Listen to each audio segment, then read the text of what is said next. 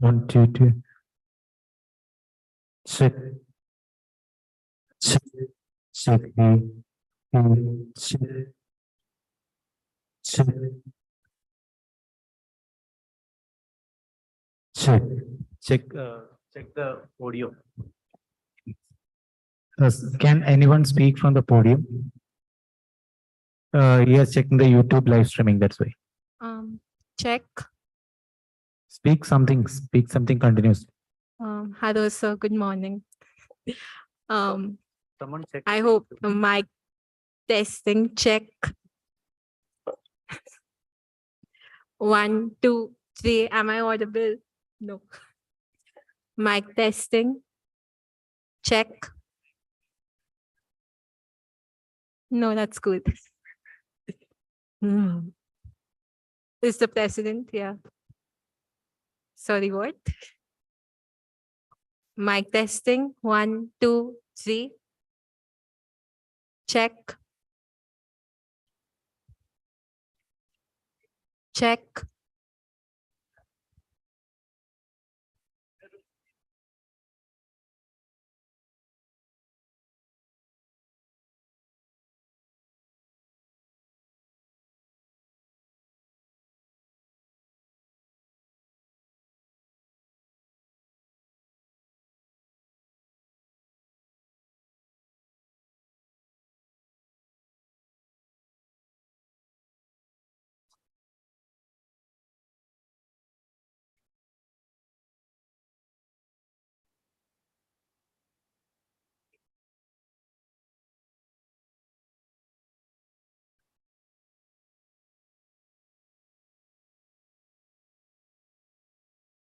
Check.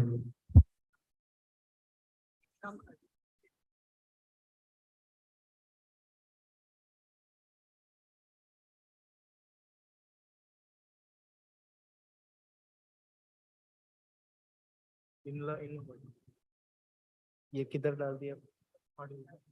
Input 1 है ना?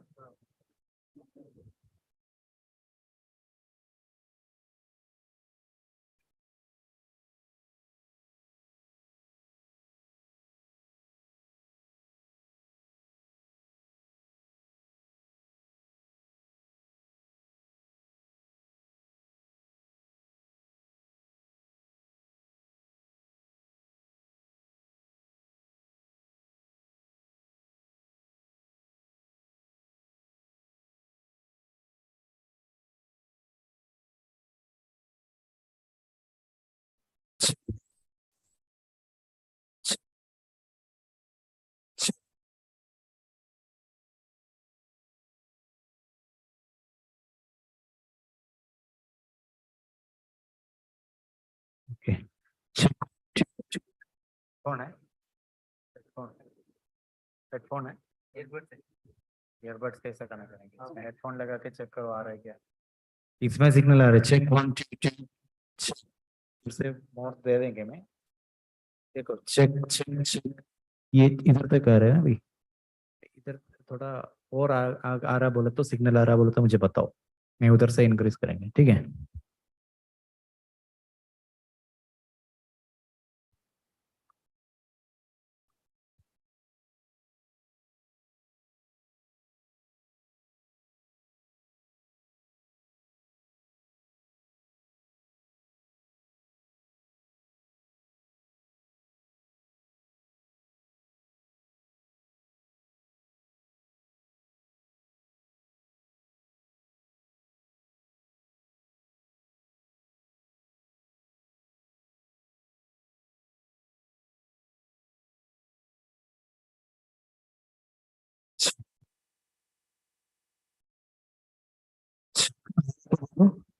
Signal signal okay.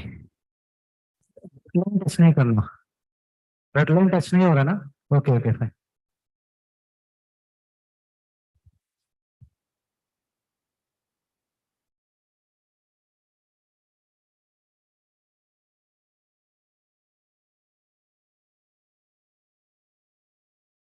Just a second, everyone.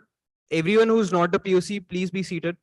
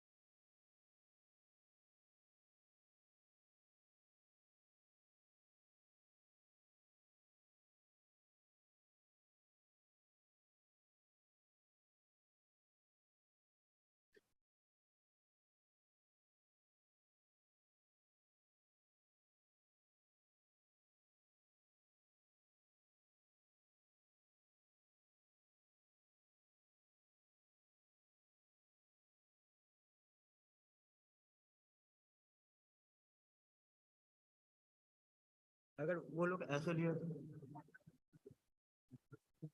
ऐसे बात करते हैं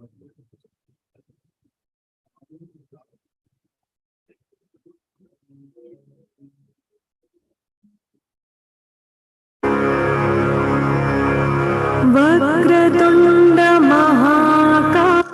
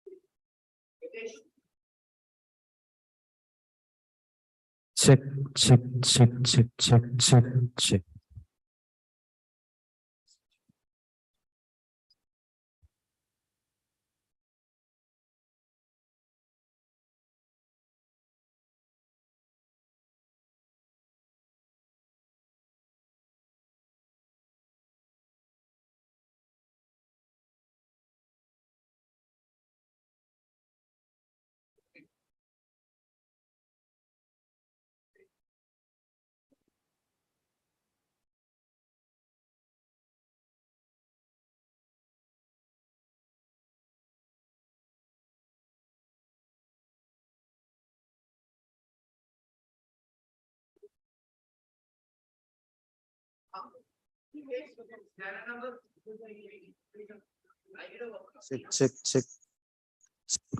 check. Check 1 2 2 check hey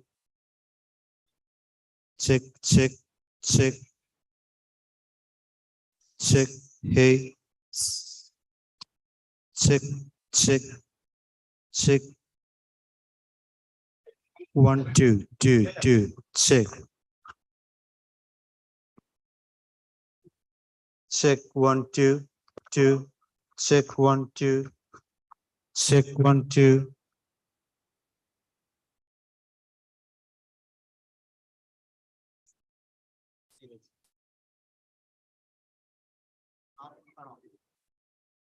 Yeah. But now electrician become just you. Someone be there and tell him. Someone be there from your side and tell him. Electrician will come by. Check 1 2. Check 1 2 2 2 2. Check.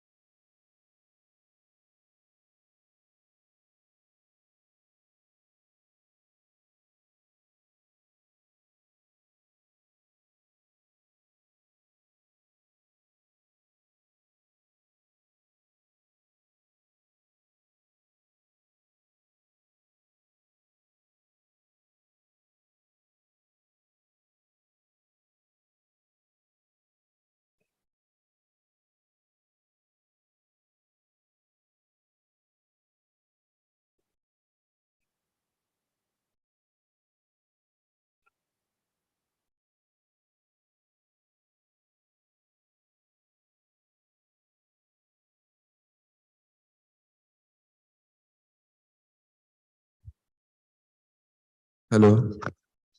Mic check. This one works.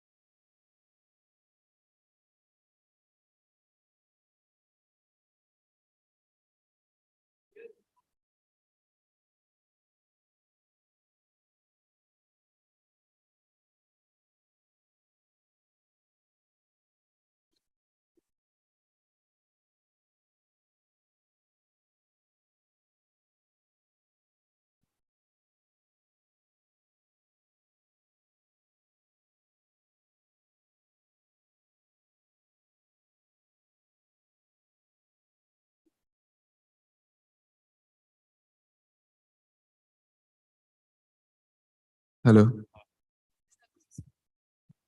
Hello. Hello.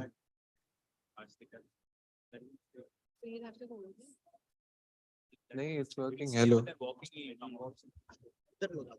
नहीं. Okay.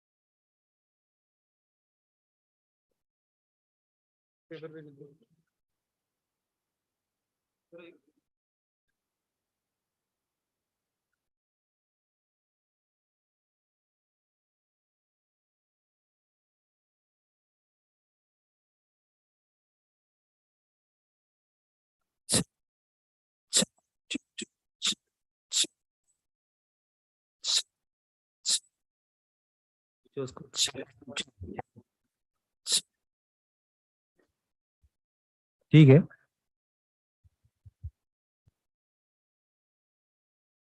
Check.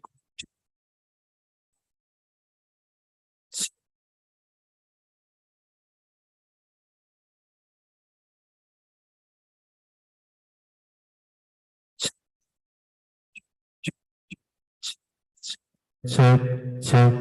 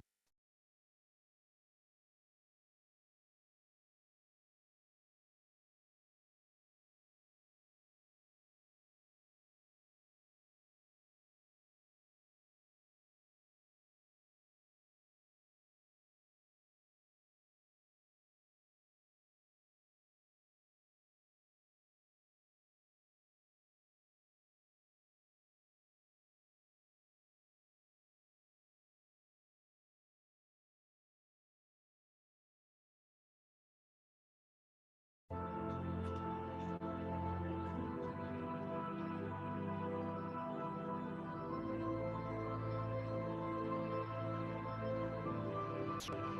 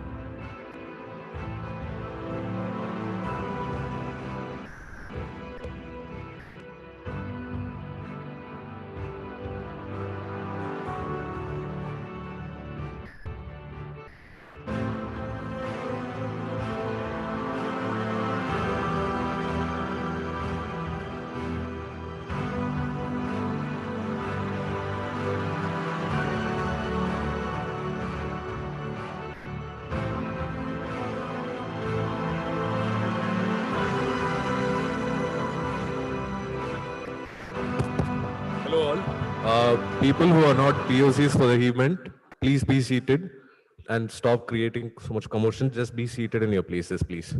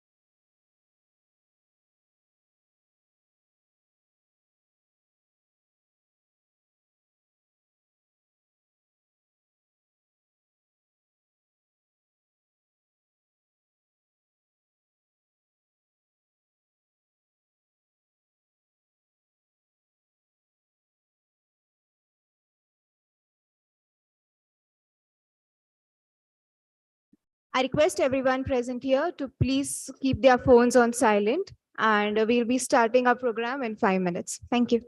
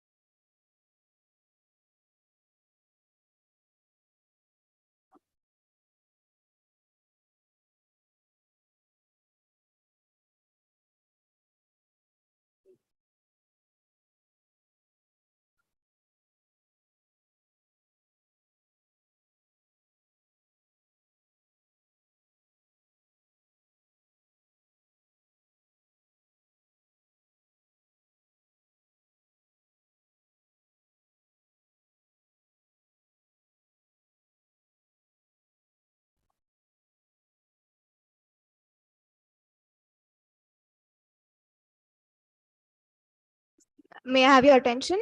I request everyone to please not walk in front of the camera. If you want to access the other side, please walk through the stairs. Thank you so much.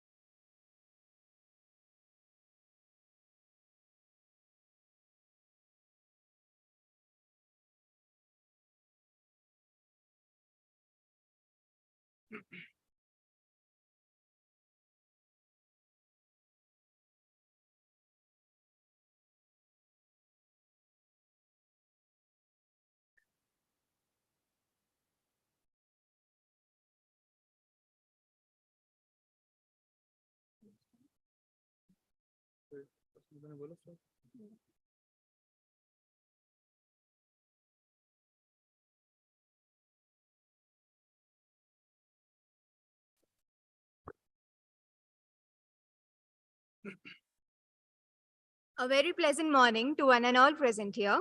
I, Chandana Katare, along with my co-host Ankit Jha, welcome you all to the first day of SymbiTalks 7.0. SymbiTalks, the flagship event of SIBM Hyderabad, provides the students with an opportunity to learn from the best industry stalwarts throughout the nation. Through the flagship event, we provide a platform for industry professionals to share their knowledge with our students. In the coming 2 days, we aim to explore value insights on topics such as leadership, team building, and social impact and responsibility. We believe that this will help our students to be well-rounded industry individuals in the corporate world. SymbiTalks 7.0 will allow for a more engaging experience with our audience, leaving a lasting impression and a memorable one.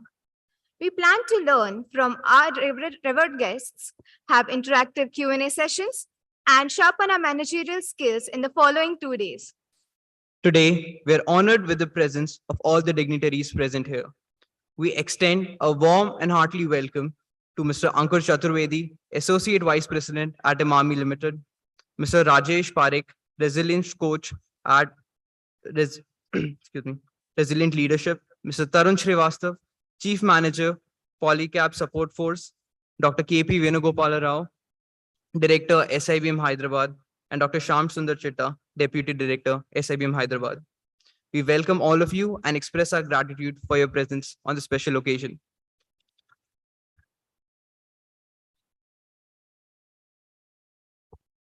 Knowledge is an inner wealth by which all outer achievements can be accomplished. On that note, we would now request Mr. Ankur Chaturvedi, Dr. Rajesh Parikh, Mr. Taran Srivastav, Dr. KP Venugopal Rao, Dr. Shyam Sundar Chitta, Dr. Riddhi Rani, and Asmita Dalvi to please come forward and light the lamp.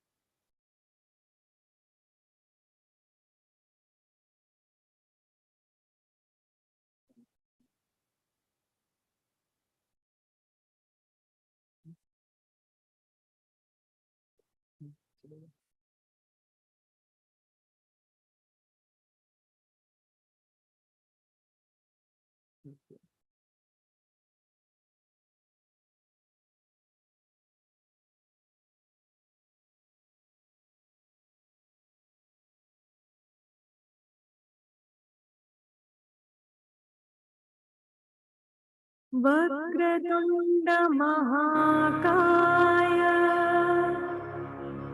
सूर्यकोटि समप्रभ प्रभा निर्विघ्नं कुरु मे देव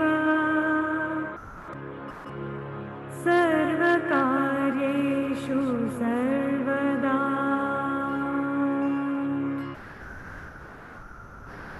सर्वकार्येषु सर्वदा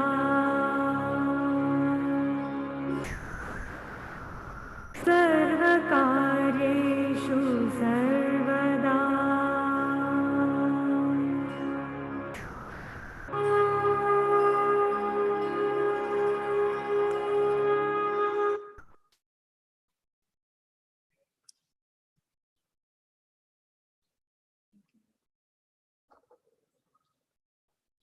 Thank you, everyone. Now we would like to call upon Dr. K.P. Venugopala Rao, Director SIBM, Hyderabad, to share a few words of wisdom with us. Dr. K.P. Venugopala Rao actively promotes initiative teaching pedagogy to make the learning more effective and provide deeper engagement with the audience. He is the member of the subcommittee of BOS in Banking and Finance and also for BOE at Symbiosis International Deemed University. Dr. Rao headed Symbiosis Center for Management Studies Noida during 2020 to 2022. He conducts training programs for corporate executives and leaders at Cogent, Indian Railways, Bayer Limited, and L&T. He is also actively engaged in conducting faculty development workshops and management development programs. He has also been invited to speak at various academic workshops and national seminars in the areas of research. Dr. Rao is the member of ISDSI and Telangana Commerce Association and actively participates in forums at FTAPCCI and CII. We welcome you on stage, sir.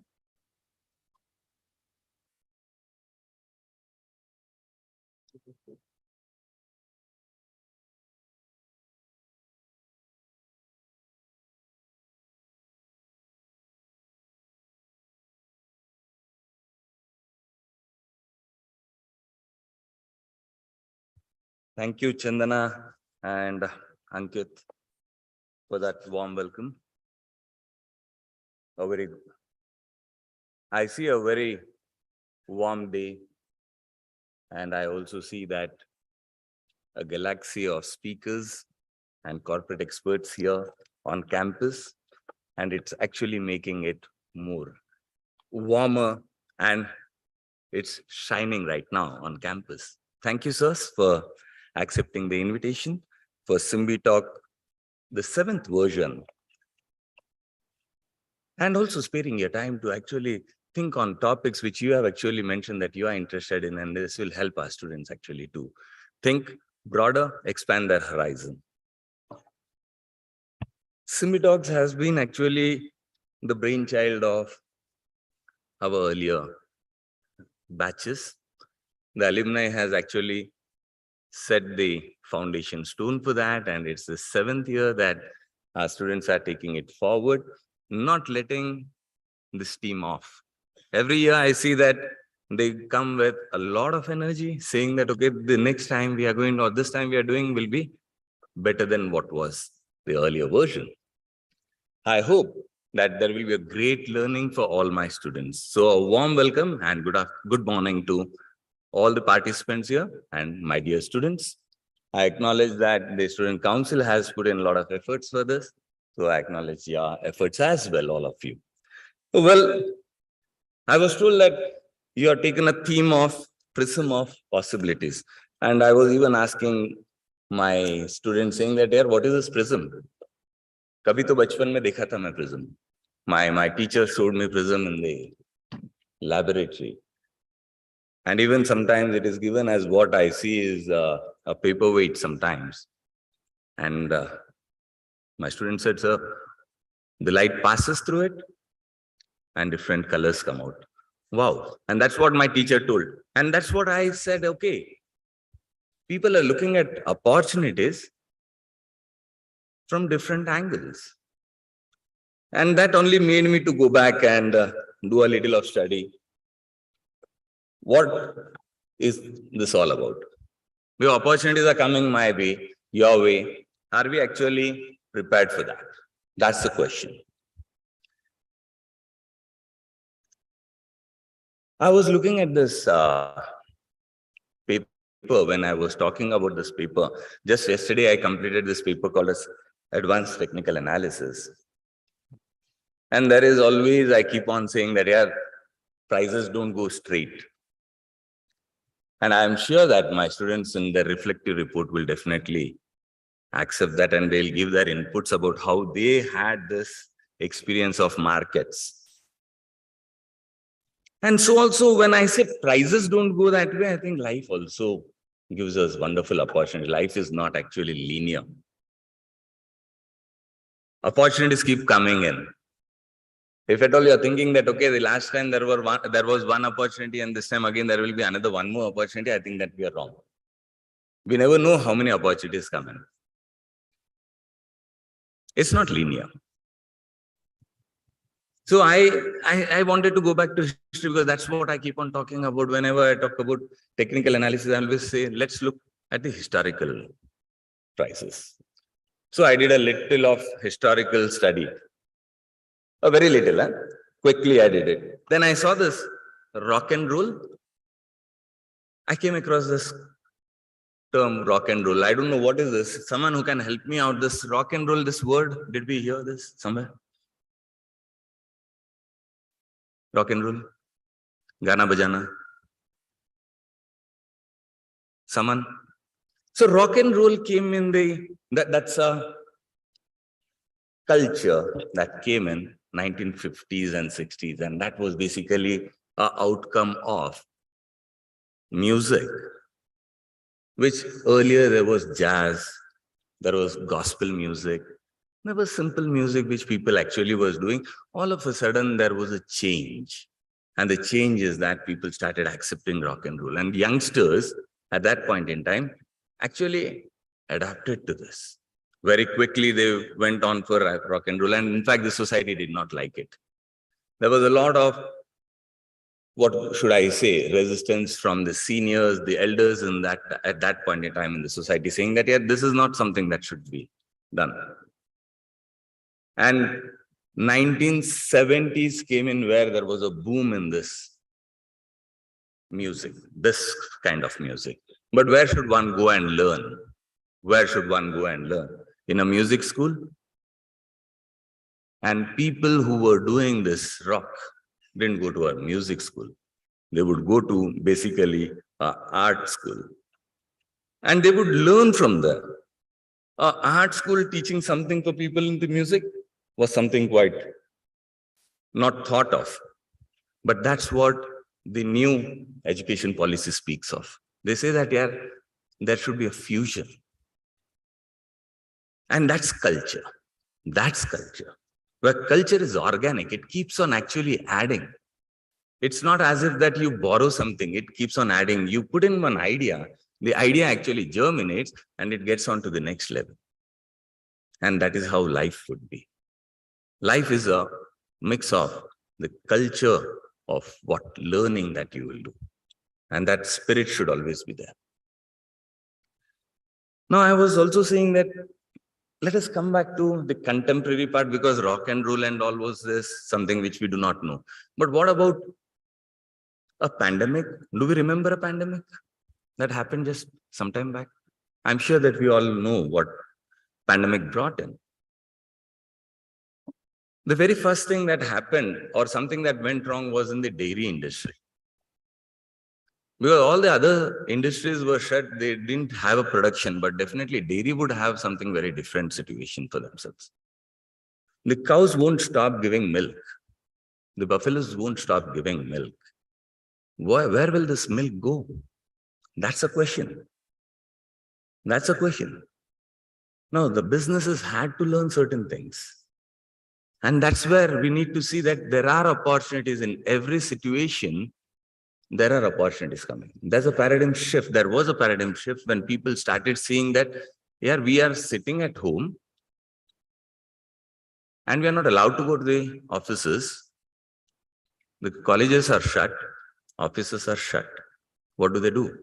The behaviors changed and people started becoming what? People started becoming more health conscious. People started actually having more family bonds. And then they said, "Yeah, whenever we have a small celebration, let us have good food." And that is where companies like forward-thinking companies, I would rather say, and I would name one company, Amul, took an opportunity. They saw an opportunity here. From at a time when there were companies that were shutting down, at a time even some of the dairy companies shutting down, Amul was thinking differently. They said that, okay, can we look at some products which are healthy products? And in fact, they increase their product line. From anywhere from 30 to 33 products, new products is what that came up during this pandemic period. And that's what we say. I did not think about what would be the change during pandemic. Maybe even you would not have predicted about it. And that is what in your markets also it is, that you cannot predict what comes tomorrow, but you need to be having this fast thinking and a slow thinking process. What Kahneman keeps on saying, possibly you can quickly think about certain things, but if you sit down and observe, you can actually find out in detail where can your life take you, where can the opportunities take you, what are the available opportunities.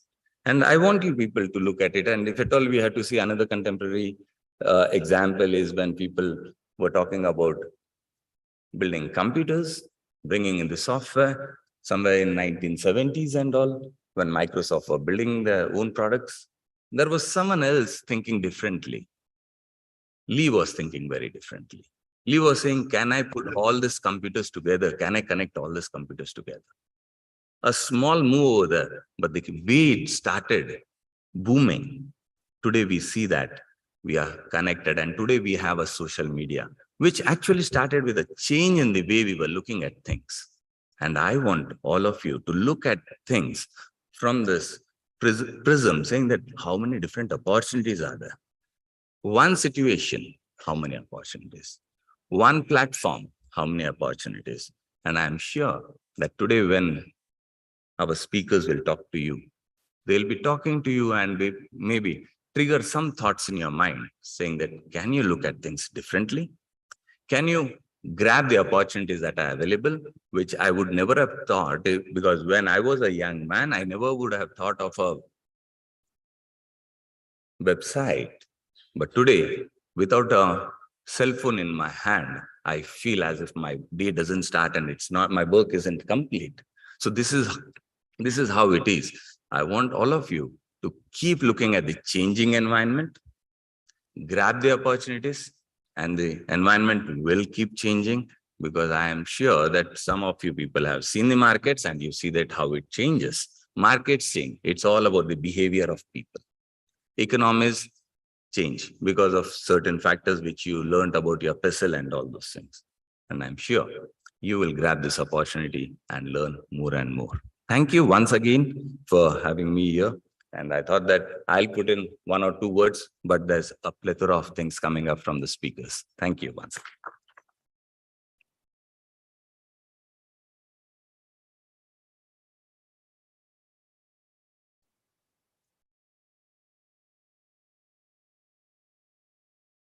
Thank you, sir, for your wise words and sharing some interesting anecdotes with us. Now, to give you all a brief about the genesis of SymbiTalks, I would like to invite the second in command of CIC, Neeraj Nandan, on stage.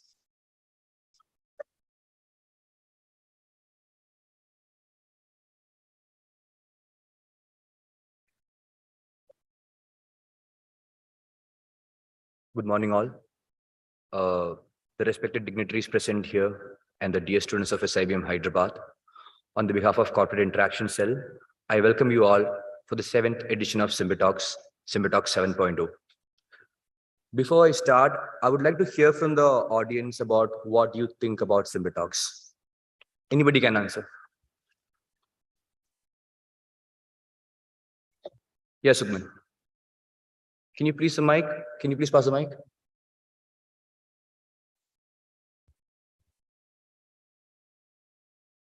Good morning, everyone. I believe SymbiTalks is a platform which acts as a bridge in between the industry and us, aspiring managers of the future. And the esteemed dignitaries who are present here, they are here to share their experience on the concurrent and the relevant topics of the industry to prepare us for what the industry has in future for us. Thanks. So, as Sukman rightly stated, SymbiTalks is a flagship event of corporate interaction cell where corporate leaders deliver their insights on industry-relevant topics. Now, I would like to talk a little bit about the journey of SymbiTalks. Our journey started from 2015 with the college management and the corporate interaction cell of that year, coming up with a flagship event for the cell, inspired from the renowned TED Talk format. From then, we are 7 iterations strong and have evolved each time. For this year, we bring you the theme for the event, Prism of Possibilities, a concept ideated with the vision of bringing into the light various perspectives one needs to consider to become functional and impactful corporate leader. I would like to take this opportunity to thank the speakers who are with us today, the speakers who have been part of our journey from the early years, helping us strengthen our corporate connect and giving us a thrilling two-day event to look forward for each year. I would like to thank all the club and committees involved in the process for making it seamless throughout the years. At last, I would like to congratulate all my fellow peers for the immeasurable insights we are about to receive in the coming 2 days. Thank you.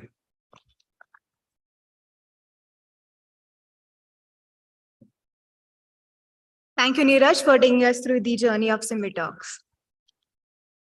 It is an honor to introduce you our first speaker, Mr. Ankur Chaturvedi, Associate President at Emami Limited. Mr. Chaturvedi has over 25 years of leadership experience in diverse aspects of operational management and SCM in globally renowned organizations. He is an alumnus of the National Defense Academy and a soldier at heart. After losing his career due to an injury, he returned stronger like a true soldier and morphed himself into a successful corporate professional. Mr. Chaturvedi has an MBA from ICFAI and an alumnus of the MDP of IIM Ahmedabad. He is currently pursuing a doctorate in management and a law degree. He holds honorary position with several industries and government entities, through which he seeks to contribute to national development and guide new students, entrepreneurs to fulfill their dreams. The topic of his talk would be the Prism of Possibilities. So I would request you to please take the stage.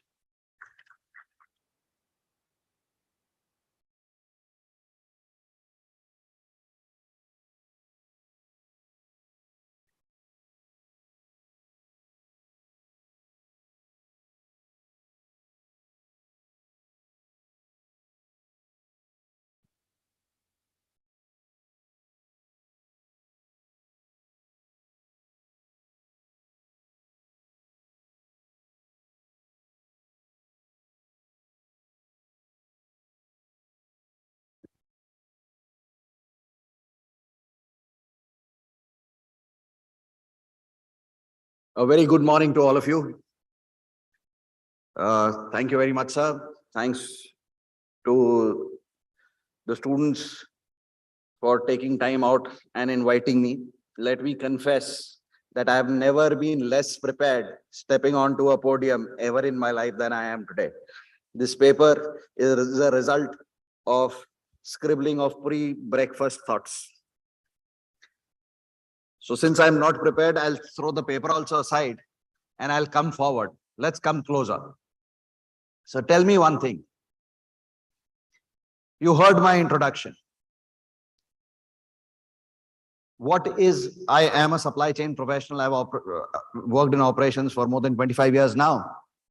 And this is something that sir asked me a short while back. And I thought, let me put this question to the students. What do you think I studied? Anyone? I'm a supply chain professional. I've been head of a plant. Now I lead a business excellence. A major chunk of it is operations excellence. So what do you think is my basic qualification? Anyone? Yeah, but operations is more of a postgraduate, but my basic education qualification. Yeah, please. Engineering. Anyone else? Okay. Engineering. BSc. So who said arts? You're right. I am a BA pass, not even a BA honors. So that, my friends, is an example of a possibility. Agree with this? So with that, sorry, sir, I took this example, and thank you, sir, for giving me my opening lines. Now, to dwell on this further, when I was very young, my father was an army officer, and I had grown up as a child in the military. I'd seen people around me, and I was fascinated by a soldier, and I wanted to be one. I lost my father when I was very young. He had a military funeral, which again, when you see your father's fire burning and guns saluting, you want to outshine him. And that's what I pledged. I got into the National Defense Academy and trained there for 6 terms. Unfortunately, or I wouldn't even say unfortunately, it just happened that I managed to get relegated. So I did 6 + 1 term. And in my final term of training, I got injured in boxing. So the question that I'm repeatedly put is, why were you boxing in the 6th term? It's not mandatory. Now, this is the same question as Katapala ko Bahubali ne ko Katapana kyun mara? Because that doesn't have an answer. And probably in my next life, like in the second version, you'll have the answer. Now, I got boarded out. I was injured in boxing, medically unfit, boarded out of NDA 4 years after I'd done my class 12th without a graduation degree. And because I wanted to be an infantry soldier, why work hard? Why study science when you have to become an infantry soldier? So I chose arts. And then when I was boarded out, I had never thought of doing anything else in life. But today, if I look at it, I did everything which I never thought of. Now, after being boarded out, it was the end of the world for me because I didn't see the only thought that came to me was, this is the end of the life. And I did walk that path. Unfortunately, didn't succeed. Otherwise, you would have had been lucky hearing some intelligent person rather than a BA pass.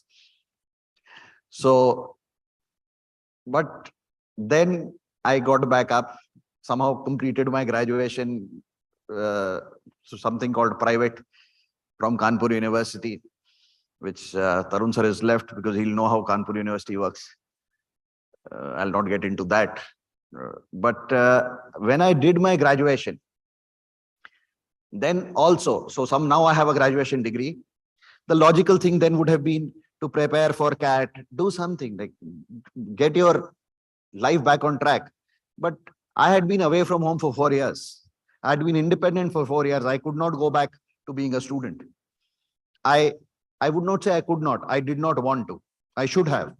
And that's what I keep telling the youngsters who get boarded out today, that they should focus back on academics because that's their path to professional excellence. But I, like a fool, insisted that I want to do a job. And fortunately for me, again, I got a job with a good company like Tata Tea. So I worked in plantations for 11 years. Then I came to a few corporate jobs.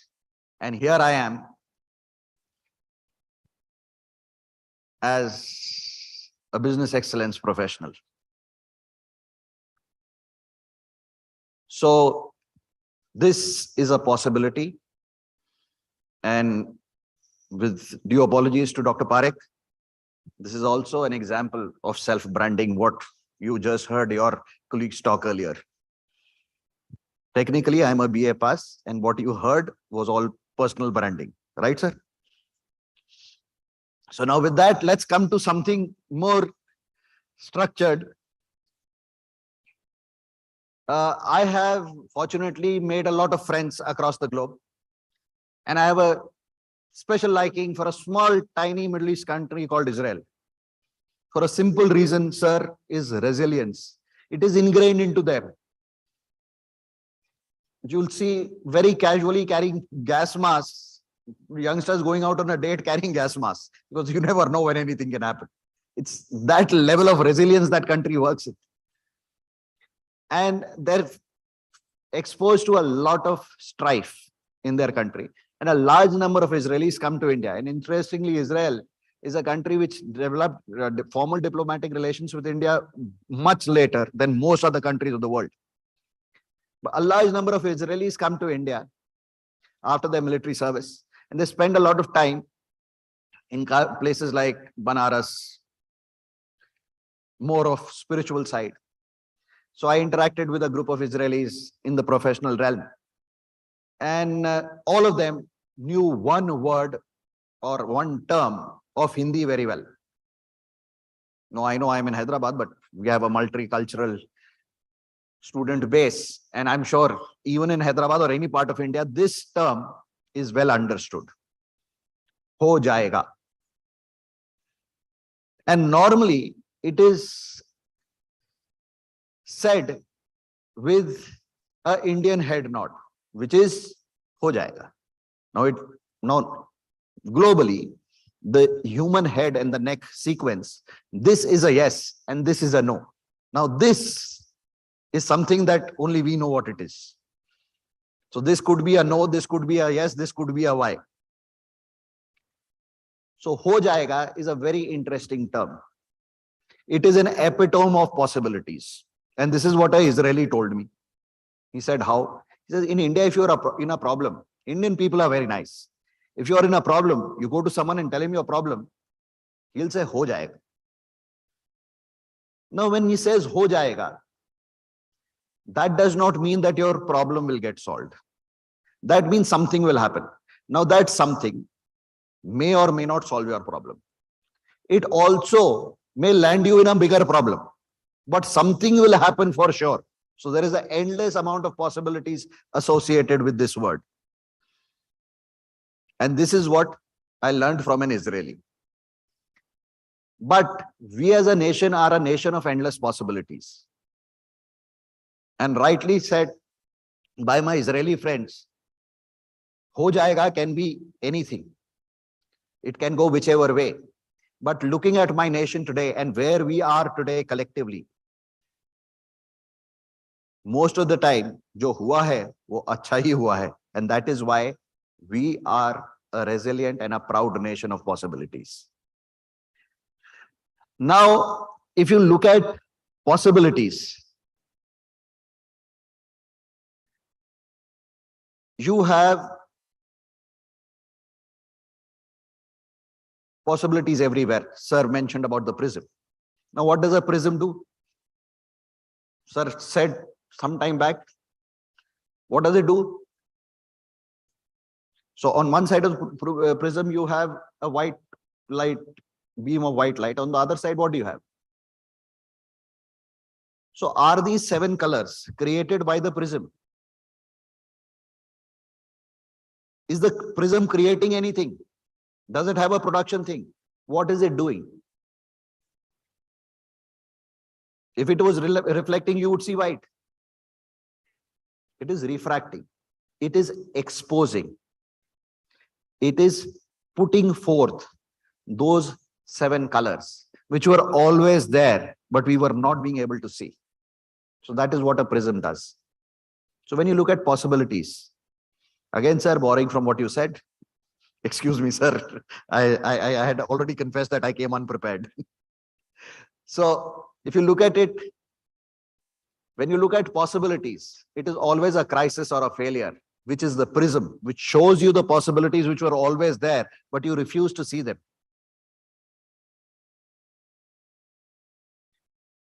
Now look at COVID. COVID probably has been the biggest crisis in definitely all our lives, but probably our parents and anyone alive today has never seen a crisis as big as this. Now, what COVID led to a lot of disruption, lot of problems for all of us, and especially the second wave. I hate to say this, but that's a sad truth that I am yet to find any Indian who's not lost a near or dear one in the second wave. It is that bad. I don't think anyone could have imagined anything worse. But what did COVID do? Today, we are sitting here without mask, not very far away. Why? Can someone tell me what has facilitated this? Anyone? Vaccines. Now, how long does a vaccine take to develop? Any ideas? Decades. Before COVID, mumps vaccine was the fastest developed vaccine. Any idea how long it took? Anyone else? It's a guess. It can be any guess. And again, I'm not a professor. I'll not mark you. And I'm BA pass. Don't need to be worried. All of you are more educated than I am. Mumps vaccine was developed in 4 years. And it was hailed as a breakthrough because the average time is about 15 years. And 4 years, how can you have a vaccine in 4 years? And how long did a COVID vaccine take? Any idea? So when was COVID discovered or reported first? December 1900. Did we have the first vaccine? 19th December 2020, Pfizer vaccine was approved for emergency use. 11 months. Now look at this. We've worked out a system on developing a vaccine in 11 months. India came out in about 12 months with our vaccines. And again, not because our scientists were slower, because our approval process was longer. And that's a different story we can get into altogether, because no one wanted to take a risk. So anyway, and today we know that Indian vaccines are proving better than Pfizer, or for that matter, most of the other vaccines. So if I look at this, what has this prism of COVID showed us the possibility of faster development of vaccine. Now, this is now retained knowledge. God forbid we were to require a vaccine again. We now have the blueprint to make it in 11 months again. So this is where COVID brought us. Now, you guys must be thinking that the theme of SymbiTalks is to bring industry and industry knowledge to the students. And this guy is talking about everything but industry. But I can't help it. I'm only 12th pass. Graduation also, I told you I did it through correspondence. But in COVID, what product became a hero? Any idea? Sanitizer. And this is a statement I made in one of my lectures somewhere, and then it became viral on WhatsApp, came back to me also. Sanitizer, FMCG के portfolio का वो बेरोजगार बेटा था जिसने अचानक से UPSC clear कर लिया. Now, why was sanitizer so important for all of us? Can someone tell me? Why was sanitizer important for an FMCG company? All of you are more educated, brighter than I am. Now, don't do this. Yes, for sanitization, maintaining hygiene. Anyone else? Useful, yes. Convenience. Anything else? Okay, let me give you a hint. I'm a supply chain professional. So think of it from a supply chain perspective. Demand was there.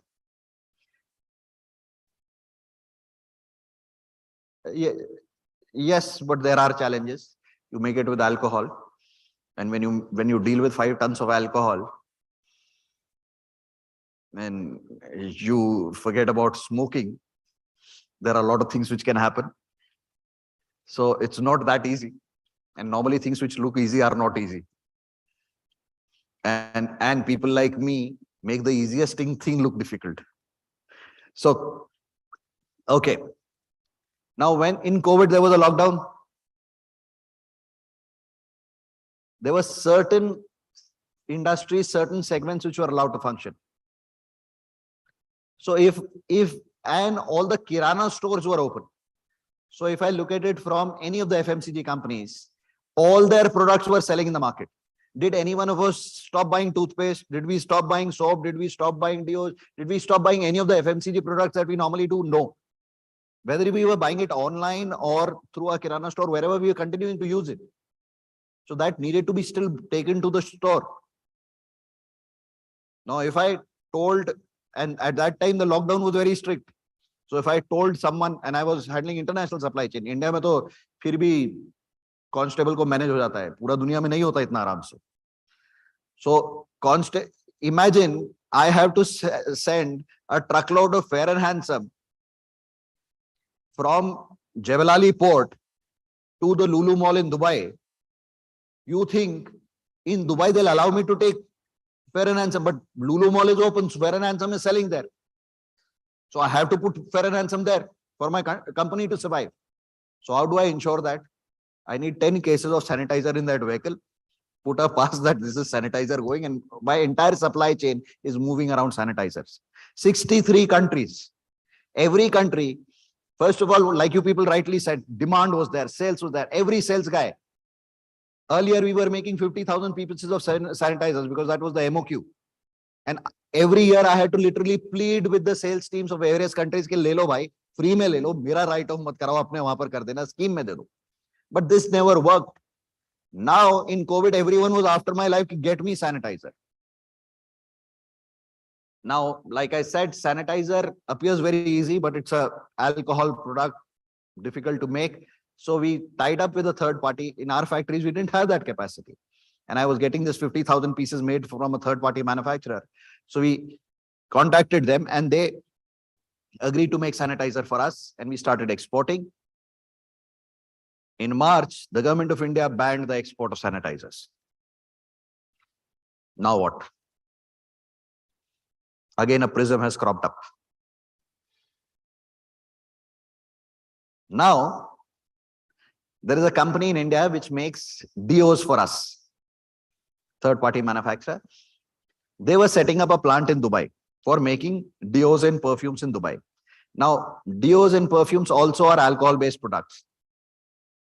So I spoke to them and I said, why don't you make sanitizer for us in Dubai?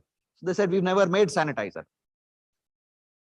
So I said, sanitizer is a perfume without a perfume. Actually, a sanitizer is a perfume without a perfume because perfume is alcohol doused with a perfume. So if you don't put the perfume, it is a sanitizer. And they got convinced. Again, like I said, this was a prism where this possibility, it was always there. We never explored it.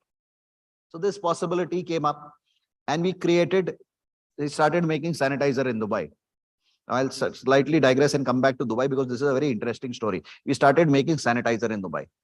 But like I said, I told you I went into India, didn't become an army officer. Someone sitting up there has some grudge against me. Every time I'm going somewhere, he just puts an obstacle. So we started making, first I started making in India, India ban. When I started making in Dubai, and Dubai is a country which never bans trade. That's how the country has grown. They just allow free movement of goods and services. You bring anything, take anything.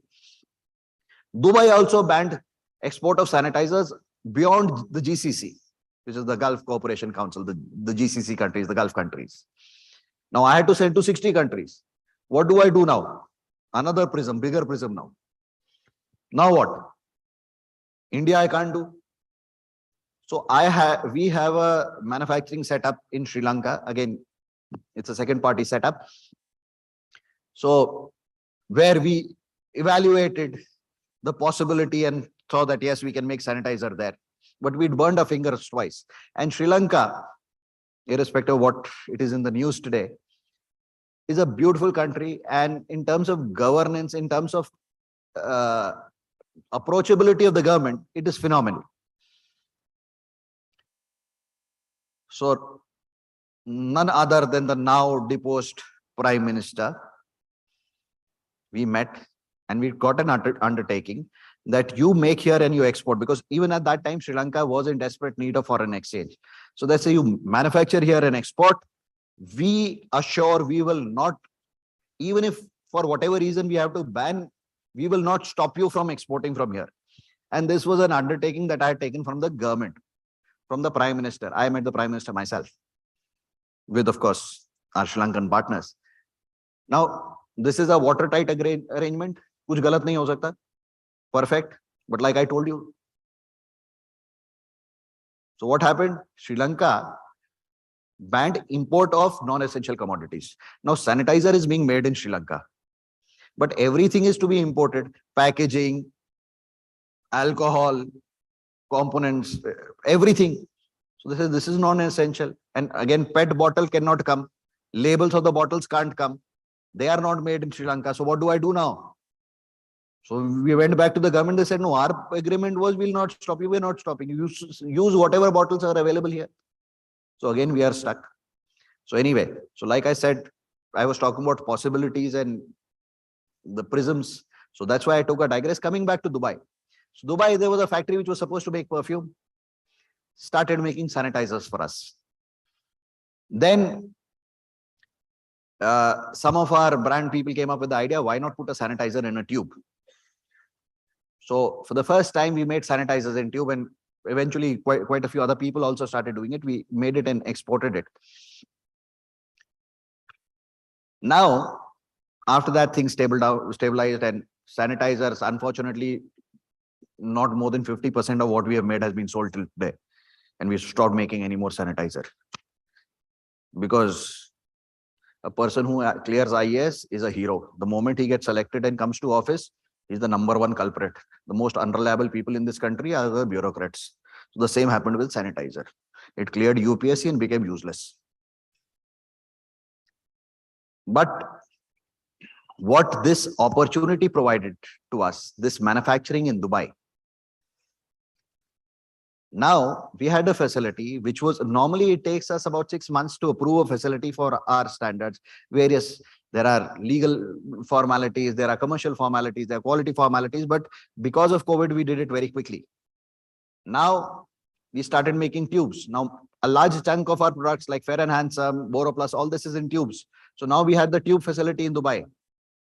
Today, we have started manufacturing most of our products for the GCC market in Dubai itself.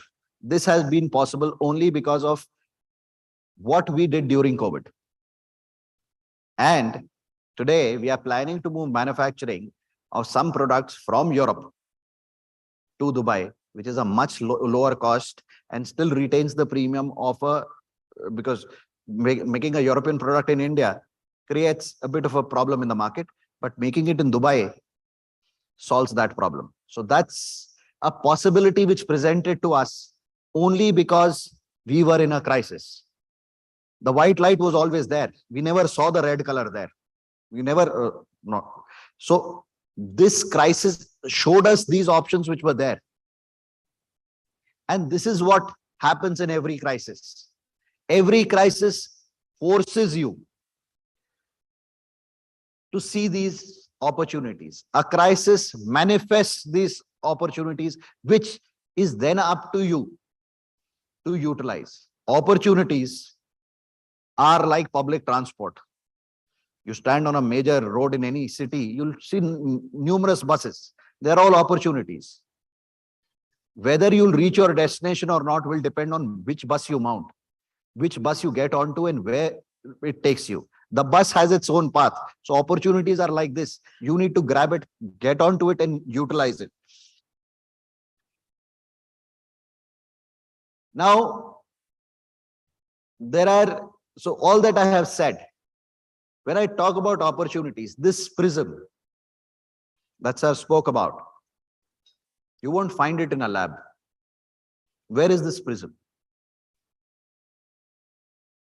This prism is here.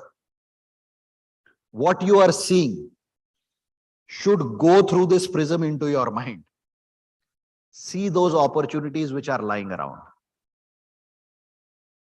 Whenever you see whatever you do in life, see the opportunities. There will be infinite. Some of them, these possibilities might be useless. They may not have any relevance to you, but they're still there. What doesn't have relevance today might have relevance tomorrow.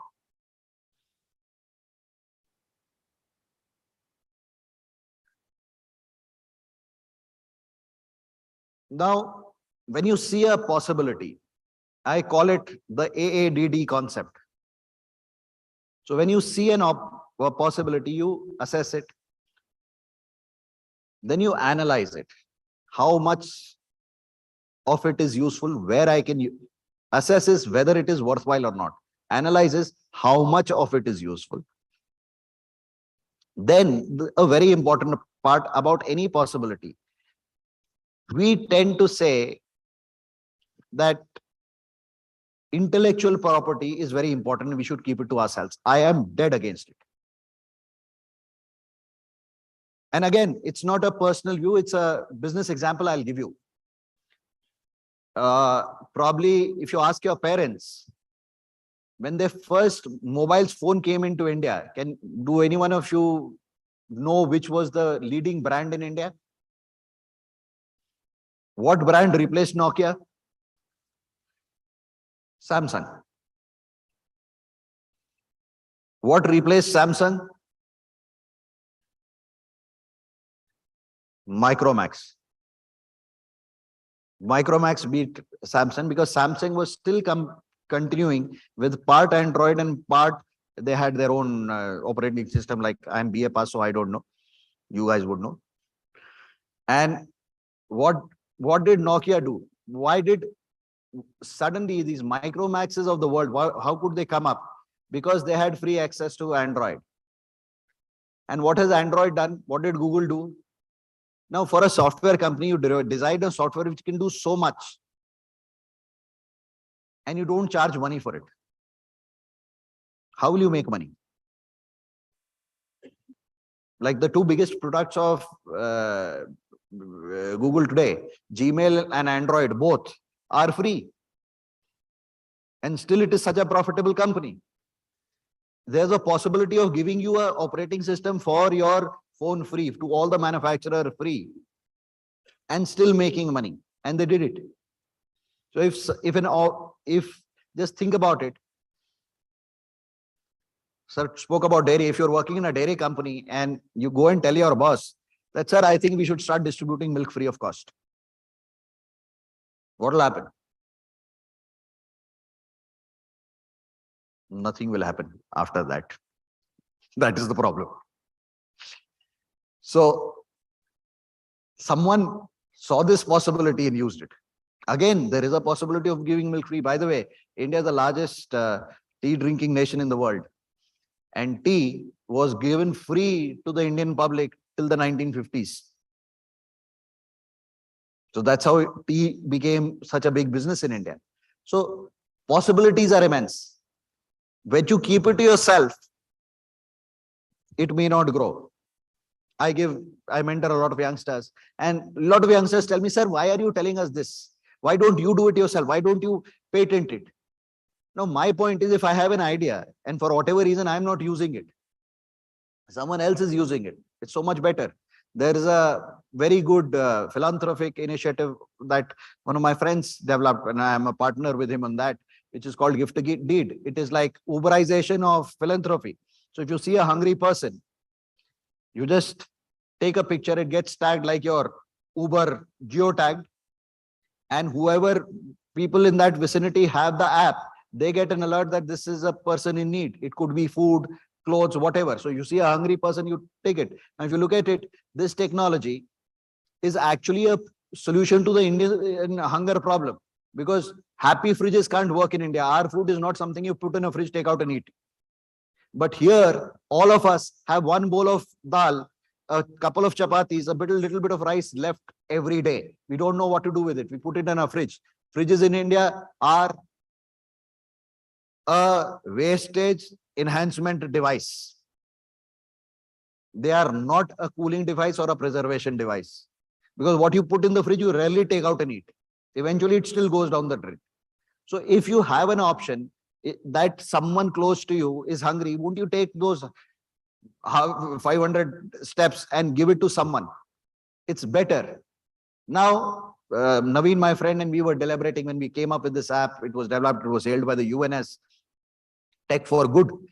And the tech partners who helped us make this, they said, patent it. We deliberated that someone else will use it. Now look at this. Why? What is the objective of us making this app? Can someone tell me what is the objective here? Anyone? Yeah, but can hunger problem be eradicated so quickly? Right. So why would I make that app? Why would I waste my time, Naveen's money, trying and conceptualizing and implementing this? There has to be something in it for me, right? So what do you think it is there in it for me? Yeah, someone very softly said social responsibility. Yes, I take it as my responsibility because one day I have to die. When I die, I need to be dying thinking that I've done something good. And this is not just my thought, because Naveen, who funded this entire thing, a friend of mine, he had an accident, was in coma for a long time. And when he came out of coma, he said he got a lot of money for compensation for his accident. And all that money, he said, I will go into that state again, and I cannot lie down on the bed just thinking what I have done in my life. Now, if our objective is to eradicate hunger, and for whatever reason, if someone else copies this idea, what will happen? They'll become more popular than I am. That's it. Effectively, the hunger problem, if I'm not being able to use, my objective is to eradicate hunger. So if my objective is to eradicate hunger and I patent this, no one else will be able to use this. Today, it is open for anyone to use. So anyone who copies it and uses it to eradicate hunger, it is good only. Ultimately, my objective is met. So this is again a possibility when you look at, don't keep it to yourself, discuss. Then deliberate. And then act. So what did I say? What did I say? AADD. Assess, analyze, discuss, deliberate, and then act. Now, Napoleon once very famously said, deliberate, but when time for action comes, act. Because if you keep thinking,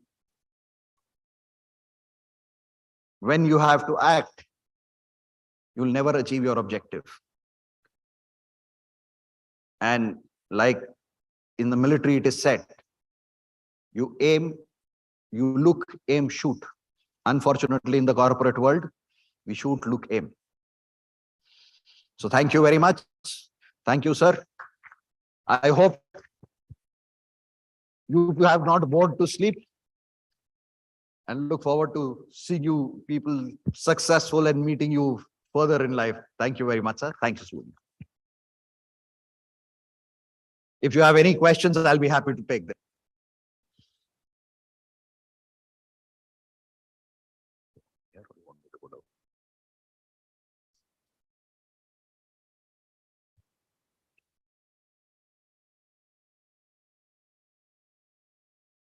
So any questions?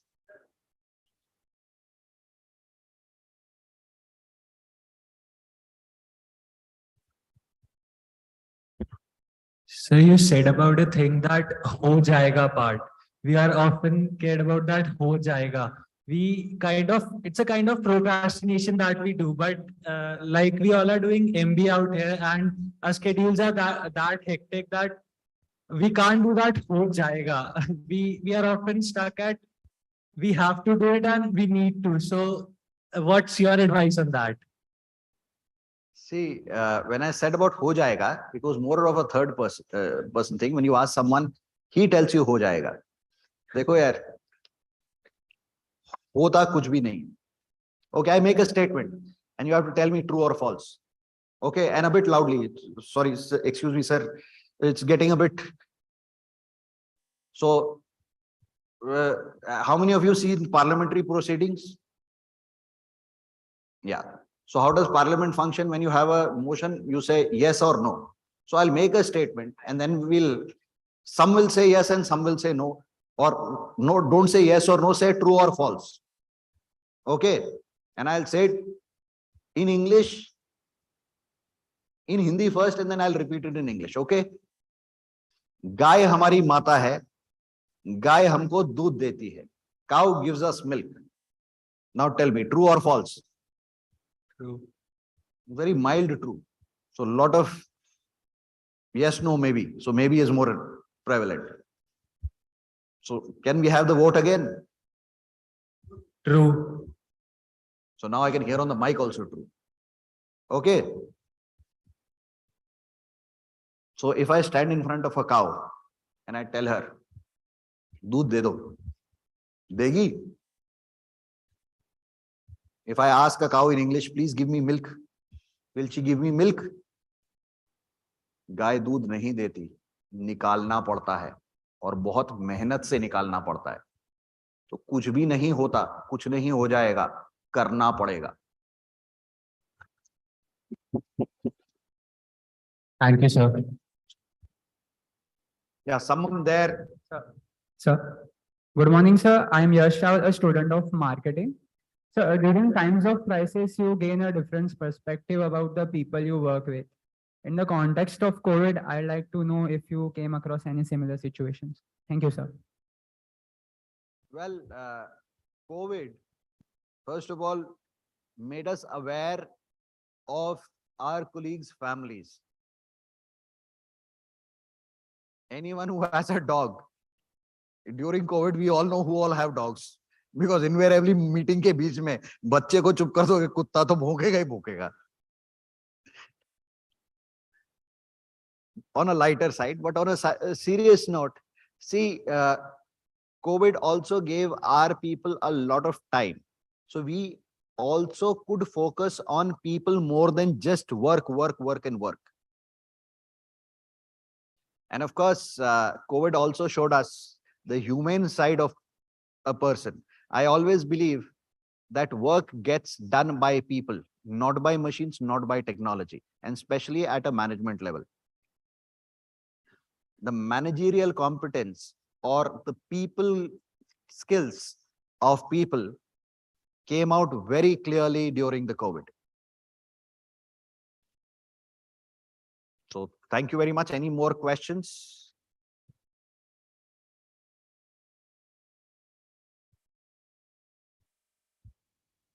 Good morning, sir. I'm Pranav from marketing. I'm a student of marketing. First of all, thank you so much for this insightful session. So my question for you is, you mentioned about how in hindsight, you did a lot of things that you never thought you would do. And you also spoke about AADD.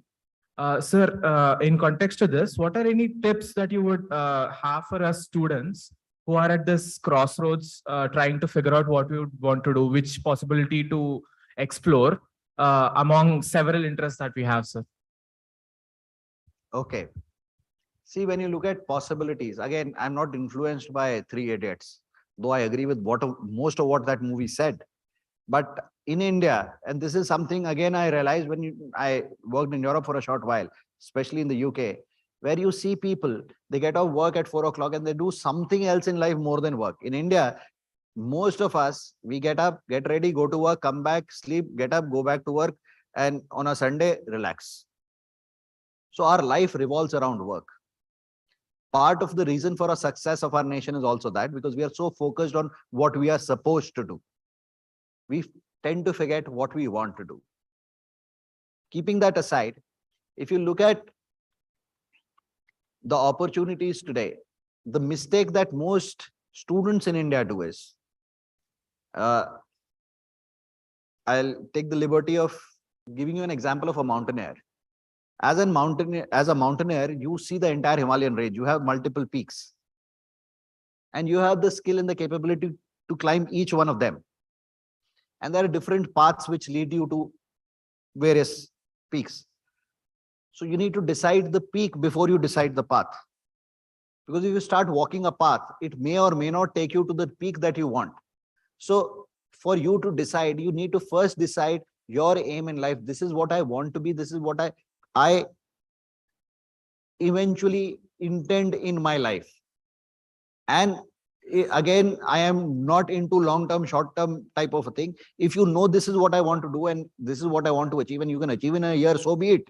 But decide that, and once you achieve it, decide the next thing that you want to achieve. Again, like in mountaineer, someone who wants to climb Everest doesn't stop there. Everest is the highest mountain in the world. I've climbed that. So now what else do I do? No, I'll do something else. People want to establish businesses. A entrepreneur who establishes a big business doesn't stop at that. He does something else. So same thing, you decide what you want to do and work there. And when you decide, again, make your goal more substantive. Don't make it just on, I need this salary. What is it that would make you happy? Money is important and very, very important. But how you get that money and what you can do with that money is more important than just having money. So decide on your aim and then decide the various opportunities. And for marketing, I'll not waste time now, but I have a very interesting explanation, which you can connect with me offline and I'll explain to you what I feel is marketing. So thank you. I think we don't have time for any more questions. Thank you very much. Thank you. Thank you.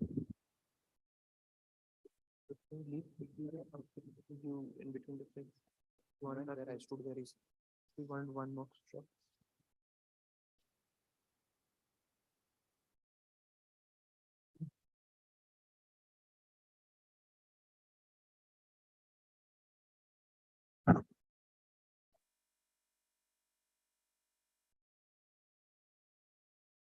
Done.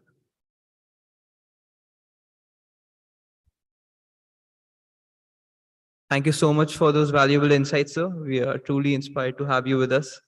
And for our felicitation, I would request our director, Dr. KP Venugopal, sir, to please come in and felicitate our speaker.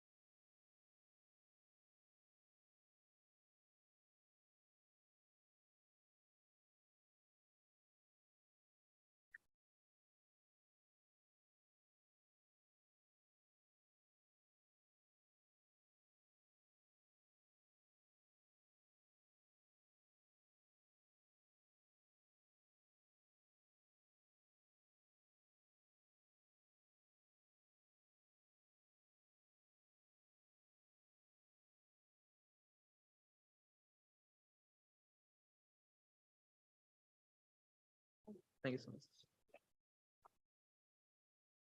That's it.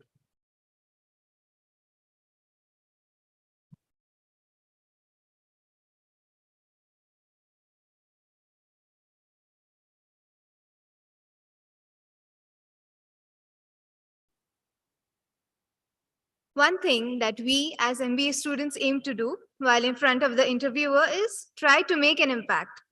The most efficient way to do this is by telling a story. Tell a story, make an impact. Storytelling can be used to help make your identity more memorable and impactful.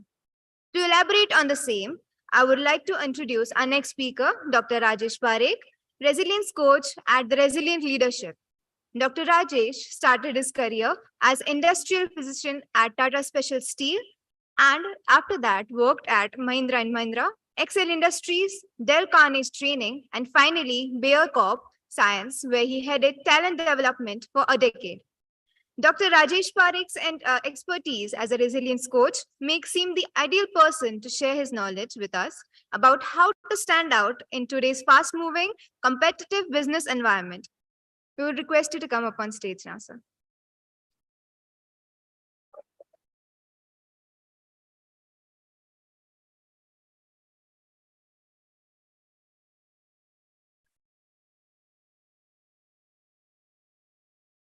So you can operate it from this.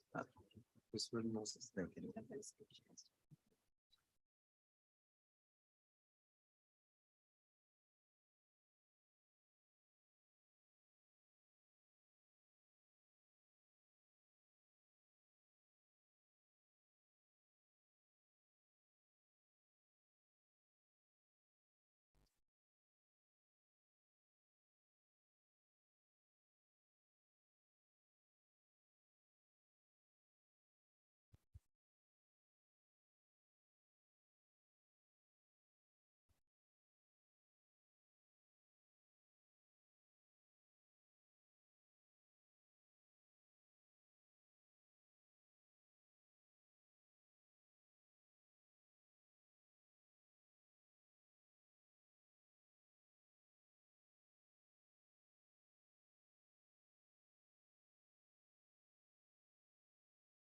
Good morning, everyone.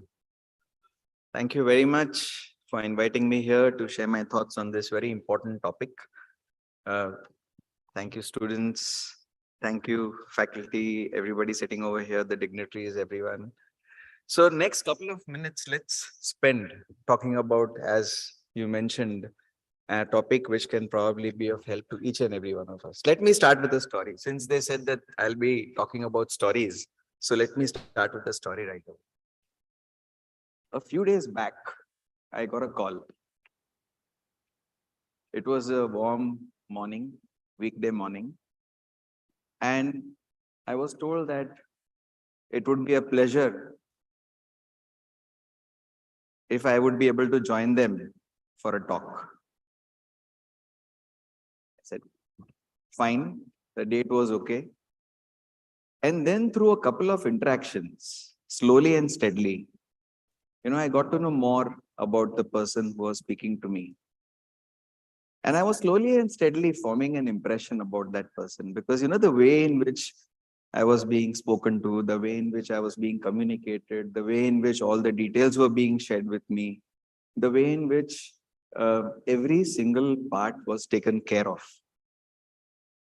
I gradually formed an impression about the person. So what was happening? Gradually, the person was building a reputation with me. Yeah. And I think everything went off very well till the time I actually came here. And I saw that person even at night, 9 o'clock, standing right at the gate to receive me.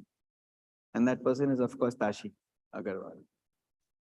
So thank you, Tashi. But this is how reputation builds up. Yeah, when you interact with people. So I'm not talking only about her, I'm talking about each and every one of you. Every one of you seated over here, you are a brand. Every single person, whether you're at this corner, whether you're at that corner, anybody sitting over here is a brand. The way in which you speak to people. But as a brand, if you talk about yourself, you're just consciously making efforts up to 5%. What about the remaining 95%? The remaining 95% is the way in which you behave, the way in which you speak, the way in which you present yourself, the way in which you keep your promises.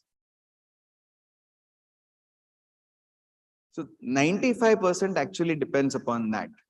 So in the next couple of minutes, we are going to look at how is it that we convert this ratio rather than spending only that 5% on conscious brand building. How is it that we can spend a little more time on brand building for ourselves? And why is this important? This is extremely important because, if you look at how far you will go, if you look at your growth, your success, how far you're going to go in life, even how much you're going to earn, everything is going to be dependent upon how consciously you're going to brand yourselves over the next couple of years. And this is what personal branding is all about. Okay. So what is personal branding? Personal branding is actually the reputation which you build for yourself through the skills, through your experience. Personal branding is about creating the image which you want, the perception which you want the outside world to have about you. It's a promise which you make to others. Personal branding is a story which is told about you, even when you're not in the room. Remember a very important thing about personal branding, and that is, it's not about what you talk. It's about what others talk about you. And that is what personal branding is all about. Okay? So over the next couple of minutes, let's have a look at how is it that each one of us, right from now itself, from today itself, from this moment itself, can see what is it that we can do so that we can start building that personal brand for ourselves. And why should we do this? For three simple reasons. Number one, if we are able to build a good personal brand, then we are able to lead better. People listen to you. You know, you are actually recognized as a very knowledgeable person, knowledgeable in a particular skill, experience. So people listen to you. Okay. You win more. So yes, you know, it's easier for you to get a job. And if you already got a job, it's easier for you to get a promotion in that job. People will actually look out for you. And of course, finally, you earn more. There's no doubt about it. If you have built a personal brand for yourself, then people are willing to definitely pay more. For your services, for you, for the services which you offer to them, for every single thing, they're definitely willing to pay you more. All right. So these are some of the very important advantages of building your personal brand. Now let's talk about who's doing it well. You know, all of these people, they're doing it very well, isn't it? Amitabh today at the age of maybe even beyond 80 is still continuing to do that. So these are people who are doing it really well. But you also know some people who are not doing it well. You know all of them, right? They are in the news, but not for the right reasons. Yeah. So where do we want to be? We want to be in the doing it well category or not doing it well category. Yeah. Now, if we want to be in the doing it well category, then what are some of the things which we can do? 5 steps. So I'm going to outline 5 steps today, and I would like each and every one of you to remember these 5 steps because it may not be very relevant right now at this stage when you're in college.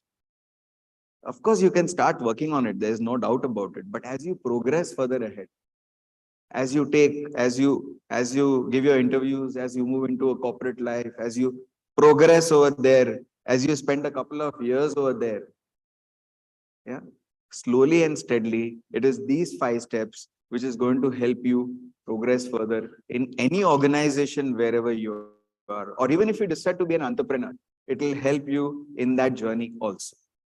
Yeah. So 5 simple steps. Okay. Step number 1, belief in yourself. That's the most important step. Everything starts with that. How confident you are about yourself. Rather than people being confident in you, what about yourself? How confident you are about yourself. That's the first step. Then the second step is about how aware are you about it? Somebody was asking right now, how do we recognize our own strengths? How do we recognize what is it that we should do? I just heard that question. So yes, are we aware about ourselves? What are some things which we can do so that we can become self-aware? How do we gain that self-awareness?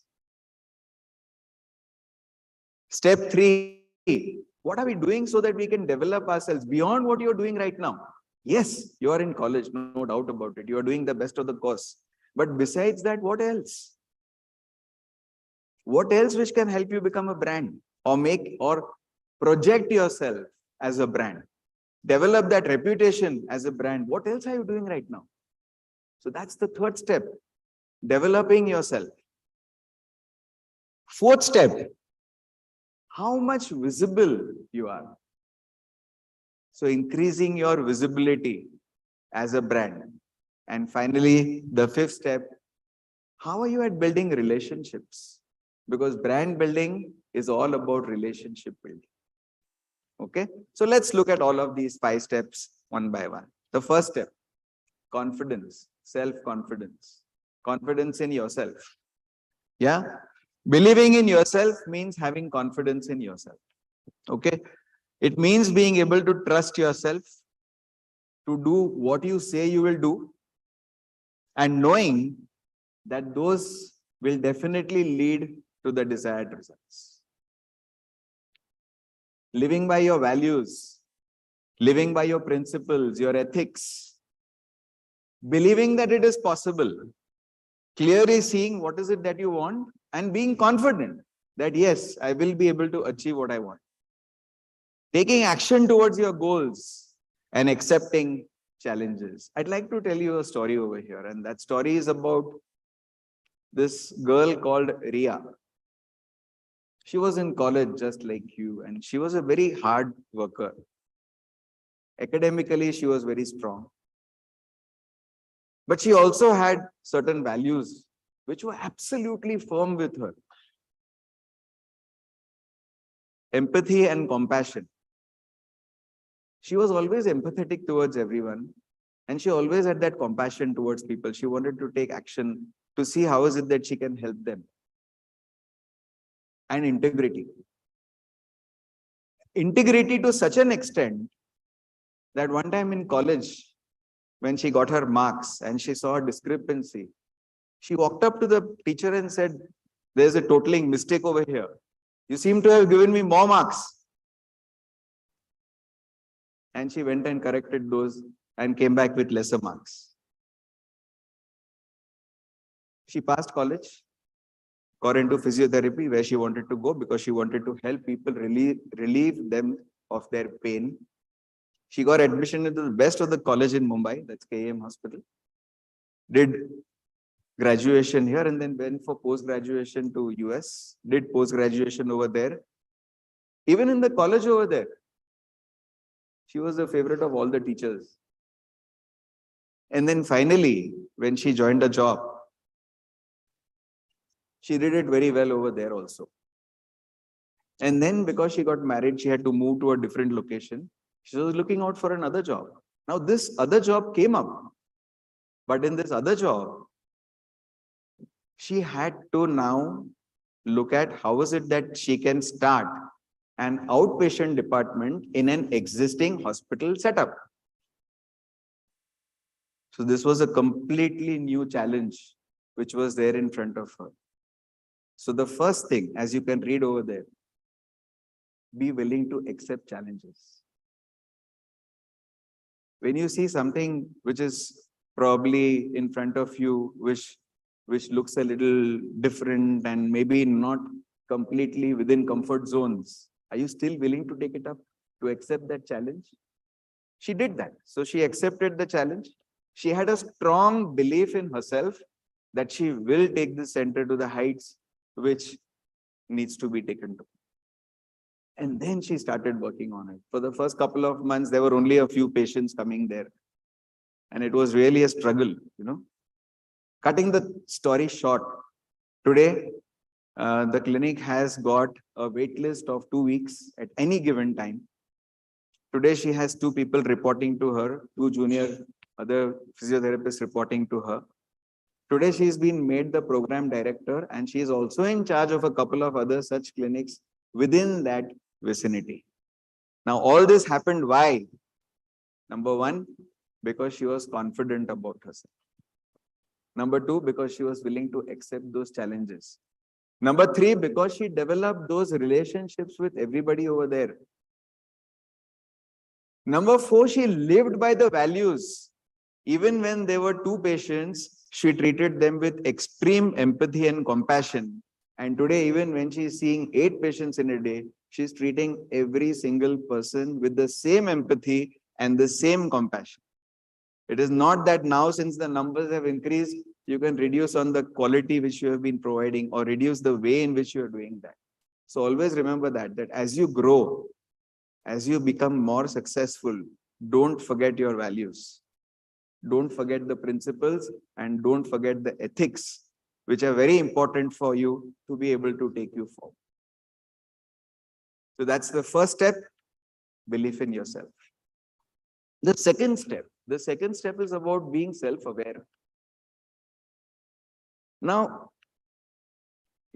what does being self-aware mean? I was very interested in the question which was asked. How do I find out, how are you self-aware? So what is it that you are passionate about? Number one. Okay. What is it that you can easily learn without too much of an effort? What is it that you like learning? It interests you. You don't really have to push yourself to do. Yeah. What is it that really satisfies you? What is it that makes you feel good?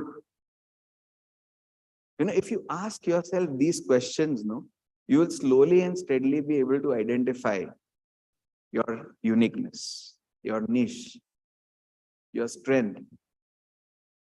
Okay. So let me tell you a little bit about me now. After having worked in the corporate environment for nearly 3 decades, yeah, during my last year, COVID struck. Now it is at that time when we realized that our employees are really undergoing a lot of stress and anxiety because people were not able to go to offices. They had to work from home. Many people could, but many could not. So there were many challenges which were there at that time. And because of all of these challenges, we thought it's very important for us to actually launch a resilience program.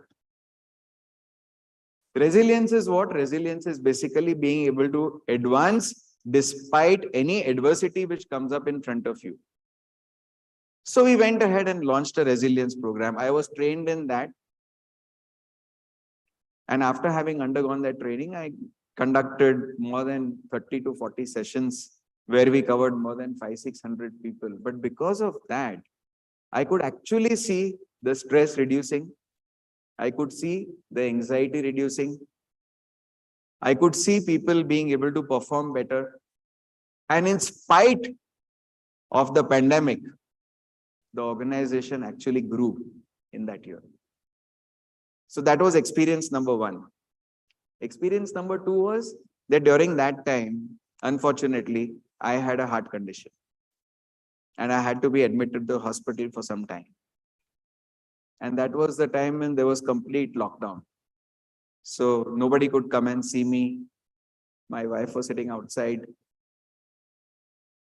And it gave me a lot of time to actually think about what next. So after having got discharged, while I was undergoing a rehabilitation program, where I followed a regime, a diet, exercise, counseling, did so many different things, which completely rehabilitated me. And I was completely all right in some time. Okay. But then these two instances, because, the time when I was in the hospital and when I saw other people suffering, it is actually these two instances which made me realize that today everybody is struggling. Everyone is struggling. Even you as students, you may be struggling with something. I can be struggling with something. As the director, you may be struggling with something. So every single person has some struggle or the other. Some have small struggles and some have big struggles. But these struggles, if not handled at the right time, can actually be a deterrent to your goals. You will then not be able to progress towards your goals. So having identified that and being a doctor myself, this was actually an area of passion for me. And that is how about 2 years back, I started working on resilience. I obtained a lot of international qualifications, did a lot of certifications. And that's how, today, after about 2 years or so, I've been able to establish myself as a resilience coach and a resilience facilitator. So this is how each one of us, if we ask ourselves a couple of questions, we will definitely be able to identify our uniqueness. We'll be able to identify what we are good at. we'll be able to identify what we really like, what satisfies us, what makes us feel good, and what is it where we can really excel. And that is something which you can take up. And again, after taking it up, that's not the end of the story. The second part, please see the second part which is there. The second part is that when you actually start doing it, so for you all also, when you actually start entering into corporate organizations and start working over there, try to balance, try to have a 60-40 balance, where 60% you are in the comfort zone, you're doing everything nicely, but the remaining 40% is always where you are doing something new. You are innovating, you are experimenting, you are learning something new. Okay. Now, when you do that, you will realize that over the next maybe 16 to 18 months or 2 years or 3 years, that 40% has shifted to the comfort zone. But again, now it's time for you to find something else. And that is exactly what I'm doing right now. I'm finding out more and more certifications, more and more areas in which I can develop myself. And every single moment trying to see how is it that you can become better and better and better. So always maintain that 60-40 ratio. Otherwise, you will be in such a comfort zone and that will not allow you to grow then. And growth is something which is extremely important for each and every one of us and for our success. Because if we have to be a long-term player, then growth is something which is extremely critical. And then stepping in the comfort zone is not something which is going to be helpful to any one of us. So always remember this 40-60 ratio. 60% is fine for comfort zone, but 40% try to do something which will push you out of the comfort zone and make you do something better and better and better. So ask yourselves a question now. Yeah. What are we doing in that 40%? Next, develop yourself. We constantly need to develop ourselves. And I'm not saying rapidly, because even if you look at yourselves now, there's a syllabus, isn't it? You do the first year, second year, third year. In your first year also, you'll do something now, something later on, and something last. So it's not that everything can happen overnight. Okay. Same way, it's not that brand building can happen overnight. All right. So if it takes time, if sometimes you feel that it's not really working out the way in which it should, if you feel that in spite of me doing so much, why don't people know me? Why don't, when I put my name in Google, nothing comes over there? Yeah, because that is a way by which so many people, try to find out about themselves, how good they are as a brand. You put yourself in Google and does anything come over there? So it's okay. It's okay. It takes time to build. So don't get upset. Don't worry about it. Just keep on ensuring that you keep on developing yourselves. You keep on putting your efforts and eventually it will happen. Okay. So when it comes to efforts, what are some developing yourselves? What are some of the things which you can do? There are so many things, Set a goal. What is it that you want to achieve in the next maybe couple of years? And then start working towards the goal. Yeah. Try to look out for what's going on right now. Be market savvy. Read papers, read business magazines, which will tell you what is going on right now. We were talking about industry 4.0, but that's already gone. Now industry 5.0 is coming in. Okay. I'm sure last year you would have probably in SymbiTalks, you would have spoken about industry 4.0, but that's now it's already 5.0. So keep yourself updated and then prepare yourself in such a manner that tomorrow, when you're actually sitting in front of the interviewer of a leading organization, you're already aware about these things. You already work towards these things. Yeah, you've already taken some aspect of it and you've made yourself better in these things. So build your capability in a manner in which you are able to address the challenges which industries are facing. Okay, and that is what can be helpful to us. Always see how is it that you can provide more value. Okay, you are being paid an X amount. So thinking that if I'm being paid this much, let me give only this much value. If you want more, pay me more. That doesn't work that way. Okay, you keep on providing that value. And again, like I told you about Ria, for her, it didn't really matter how much payment was being made or what is there. She went on providing value. She went on ensuring that every single patient who walks out over there goes and talks to 10 more people about her. Yeah, and that is what actually increases the brand value.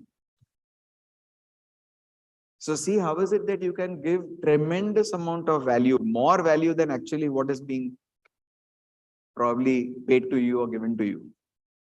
Create networks. Today, in the time of social media, it's very easy for all of us to do that. But how much effort are we actually putting into that to create those networks? So create networks. Don't allow yourself to ever become redundant. You are just in college right now, but as you step out, and if you don't keep yourself updated, then there is a strong chance that, there might be another set of people who are passing out from the college and already, taking maybe your place in a short while. So keep yourself updated and ensure that you stay relevant. Don't look at short-term gains. Short-term gains never help. Okay, see what is it can be something which can be of use to you on the longer run. Develop yourself regularly. Invest in yourself. Okay, today there are so many websites which are there, so many LinkedIn learning is there. Likewise, there are so many such platforms on which you can strengthen yourself further. So invest in yourself. Invest in yourself in all ways, I'm not saying only academically or only in a manner in which you will be able to help the corporates. It could be for yourself also. So physically, spiritually. Today, a very important competency for people working in organizations is emotional intelligence. But do we really work on it? So invest in yourself where you can actually work on yourselves in all of these areas. Spiritually, physically, emotionally, intellectually. And all of these areas are going to be helpful to you. Okay? How can you make yourself more visible? What is it that we can do so that we can make ourselves more visible? So yes, like I told you a story about myself. I told you a story about Ria. Can you create a story about yourself? About what is it that you have done?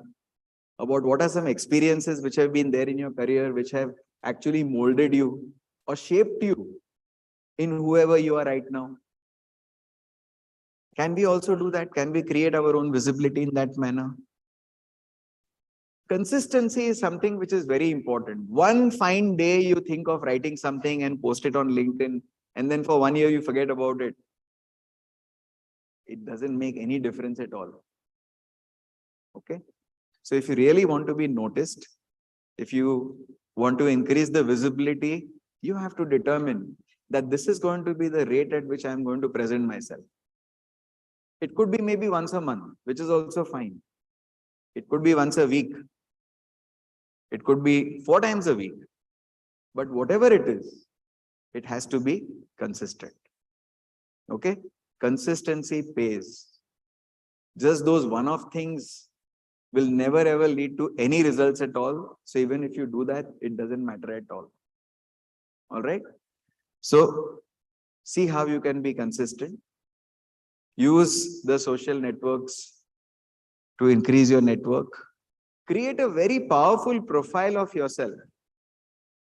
Today we have platforms where we can create that. platforms like LinkedIn, you can really create a very good profile about yourself. There are so many things which you can write about yourself, isn't it? I am from this particular college. I've done this particular project. Right now, I'm supporting in this thing, or I'm doing this, I'm doing that. There are so many things going on in college. Yeah. So see, how is it that you can make your profile powerful? What are some of the things which you've done? What are some of the courses which you've taken? All of these things can be a part of your profile and be unique. Yes, of course. Let's see, how is it that we all have a unique feature for ourselves? Yeah. Let's see, how is it that we can make it even more better? All right. Finally, relationships is what is going to be helpful to you. While you are in the process of building your brand, ensure that you have deep relationships with people. So do whatever you have to do in a very authentic manner, in a genuine manner. Yeah. Again, when you're networking, don't try to network with an intention that tomorrow this is going to be a benefit to me. Network with an intention that I want to develop a relationship.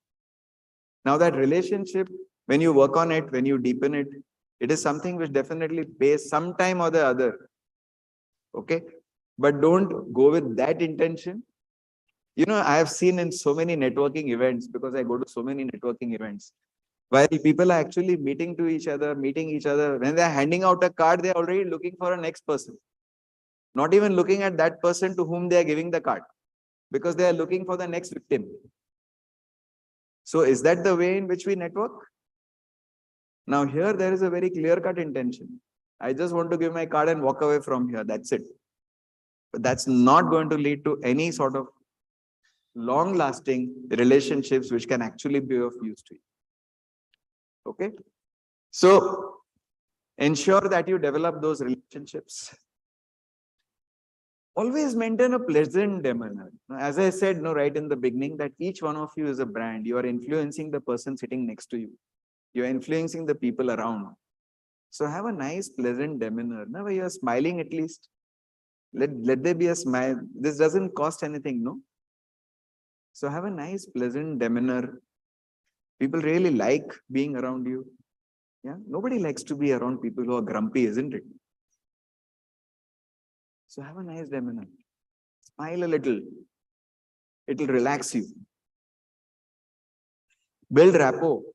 Whoever you meet, try to build a little bit of rapport with people. Try to talk to them. Try to know them a little better. Always keep your promises, because this is something which really goes a long way into building your brand. If you've said something, are you doing it? Otherwise, don't say it.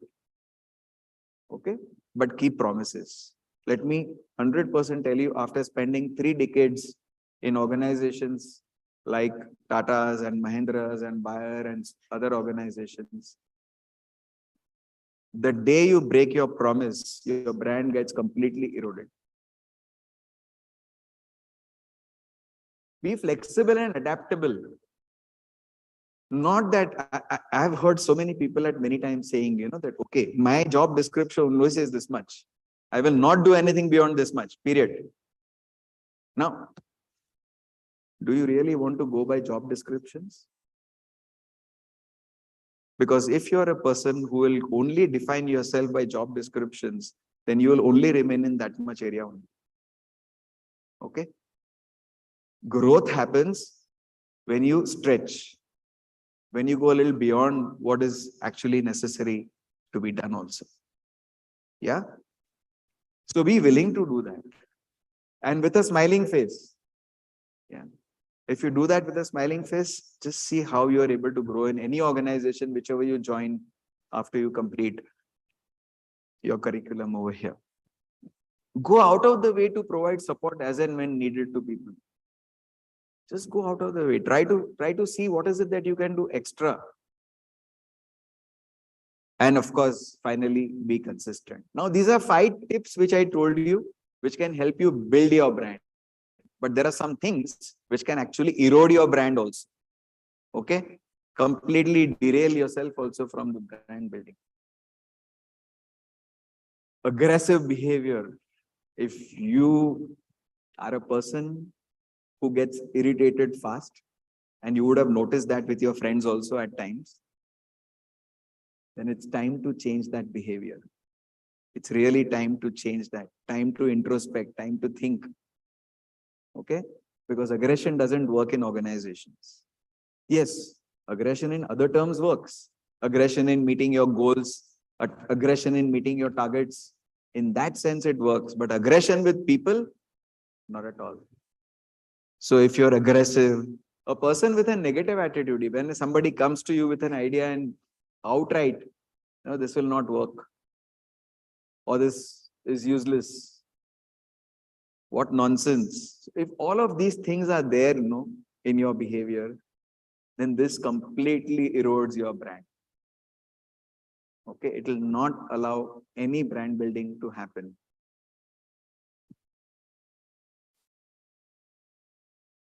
Pessimistic attitude. A person who easily compromises, compromises on values, principles, ethics. Now, as I told you that as Ria's practice increased, it is not that, in the first few months, she would do something good with some people, and for the remaining, because the practice has increased, now let me do it fast. Let me not look at them in a better manner. Not like that. Even the last person needs to be attended just like the first person. So ensuring that you continue to live on values, principles, ethics, the integrity still gets maintained. All right. A person who does not demonstrate any flexibility or adaptability or consistency is just a one-off person. Brand building is not for you then. Okay. No clarity about your uniqueness, no clarity about what is it that I'm good at. Self-awareness is very low. Again, it's very difficult then if you're in the process of building a brand for yourself. Doesn't have any problem in breaking promises, says, okay, chalta hai, it doesn't matter. I just said it, but now it's okay if I break it. That will not work in your brand building process, because every promise which you break will completely take your brand downwards. So all of these are going to be derailers for you. Derailers. Okay. So read this. Of course, I told you about the 5 principles, 5 steps, but these are more important, because if you're doing any of these, then you can rest assured that this is going to come in the way of your brand building process. All right. So with this then, to conclude, I would like to give you all some maybe steps which you can do right now itself. So step number 1, try to look at, say, 3 years from now. What is it that you would like people to talk about you? How would you like to be known? What is the reputation which you would like to build about for yourself? Think about it. Just think about it. Yeah. On a Saturday, Sunday, when you are free, just sit down for about half an hour, 1 hour or so, and just reflect. What would I like people to talk about me after 3 years? I've already joined a company. What would I like my colleagues to talk about me? What would I like my boss to talk about me? What would I like my peers to talk about me? Yeah. Have those maybe a couple of words ready with you. And then how much of it is already there right now? And what is it that I need to work upon? Yeah. So this will give you some bit of clarity as to what are some of the steps which you need to take in the next couple of years, which will probably help you move in the direction which you want. A direction in which people will actually talk the way in which the words which you have thought about. Okay, so that is step number 1. Yeah, we are on Friday right now. The Saturday, Sunday coming up. Immediately after this session, maybe do a little reflection. This is very important for you, very important for all of us. Yeah, to do that reflection and to actually find those right words which we want people to talk about us. If we are not able to find the right words, sorry, others also may not be able to find the right words maybe then. So try to find them.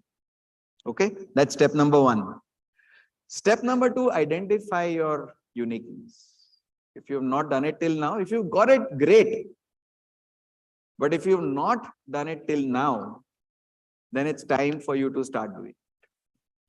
It's time for you to probably, identify that uniqueness and start working towards it then. Now, how do you work towards it? Like try and identify maybe some projects in college or come up with some projects. No, go with a proposal that I would like to do this particular project. Is it possible for me to do it? That project is related to your whatever that uniqueness which you have identified for yourself. This project also will be there in your CV later on, no? That I've done this particular project related to this particular thing, wherein I was able to obtain this much. Gain experience through maybe some relevant internship if it is possible. Okay. Acquire additional certifications. Maybe, today there are so many things available to us. Udemy is there, Coursera is there, LinkedIn is there. Nothing stops us, no? From looking at all of those and looking into your unique areas and looking at courses. Like I try to find out there are how many courses on resilience. And let me tell you, when I type the word resilience over there, there are hundreds of courses and certifications, and all of them accredited certifications. Okay. So certifications with value. So you'll get all of them in Coursera and Udemy. In addition to whatever you're doing right now, of course. I'm talking about your uniqueness. I'm talking about those areas. I'm not talking about the academic part which is there. Academic is already being covered. But whatever you feel is your uniqueness which is there is something which can be additional to whatever you're doing right now. So brand building is definitely a process where we have to put in effort. We cannot just expect it to happen sitting just like that only. Okay. Then maybe subscribing to related newsletters, joining those focus groups. If you're on LinkedIn, you can just type the word which you want on the top and you will see all the groups coming up. So one day I typed resilience and all, there are so many groups which are there, which then I subscribe to, and then now I'm a member of all of them, and I keep on getting newsletters from each and every one of them, thereby helping me with the latest research which is going on in the world around this topic. I'm completely updated on every single thing happening. And this actually becomes a sort of a sequence events for us. So for example, if you started writing on LinkedIn, maybe on any topic, when you start receiving these, they trigger some thought processes. And they keep on helping you even develop further content. Okay, because where is it that you can get content on a regular basis? No, you can only get content if you read further content, get some ideas from that. You go out, talk to people. That is where you'll be able to generate content from. Okay. So doing all of these things will definitely help you become better in the niche which you have identified for yourself, in the uniqueness which you have identified for yourself. So do that, because that's a very important step towards brand building. Okay. Create a strong online presence, very strong online presence, where you regularly keep on posting articles which are related to whatever you like. Yeah, but consistently commenting on other people's posts maybe, and then expanding your network with relevant stakeholders, relevant people only. Okay. And finally, revisiting the guidelines which I have just mentioned, especially the time when you join the corporate, the time when you complete your interview and move into an organization. I would just like all of you all to, as a concluding thing, I would just like all of you all to maybe in this manner, keep a track of yourselves. Yeah. Just look at these 5 areas. Number 1, belief. Yeah. Number 2, awareness, self-awareness. Number 3, development, visibility. And the last one is relationship. Give yourself a rating on a scale of 1 to 10 right now. A rating on a scale of 1 to 10. And plot yourselves for the next 3 years. And then look at the steps which you are actually going through over the next 3 years, and then keep on changing or analyzing yourself or re-rating yourself after every 6 months. And then see how you're progressing. Are you progressing? Yeah. Just plot yourself in this particular manner, and you'll be able to see over the next 3 years how well you'll be able to develop yourself in all these areas. So I'm looking forward to a brand you. I'm sure in a few years from now, I'll be able to see each and every one of you as brand you. Wish you all the best.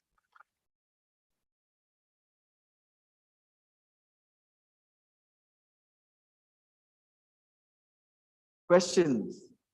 Sorry. Yes. The floor is open for questions if anyone has any.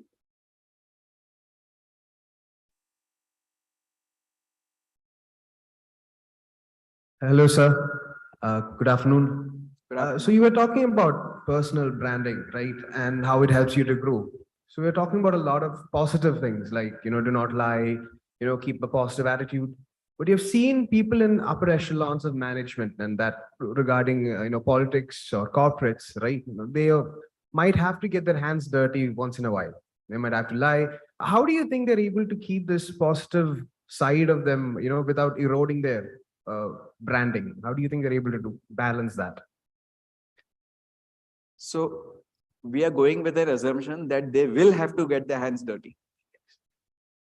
So let's come out of that assumption. No, it is not necessary that you always have to get your hands dirty.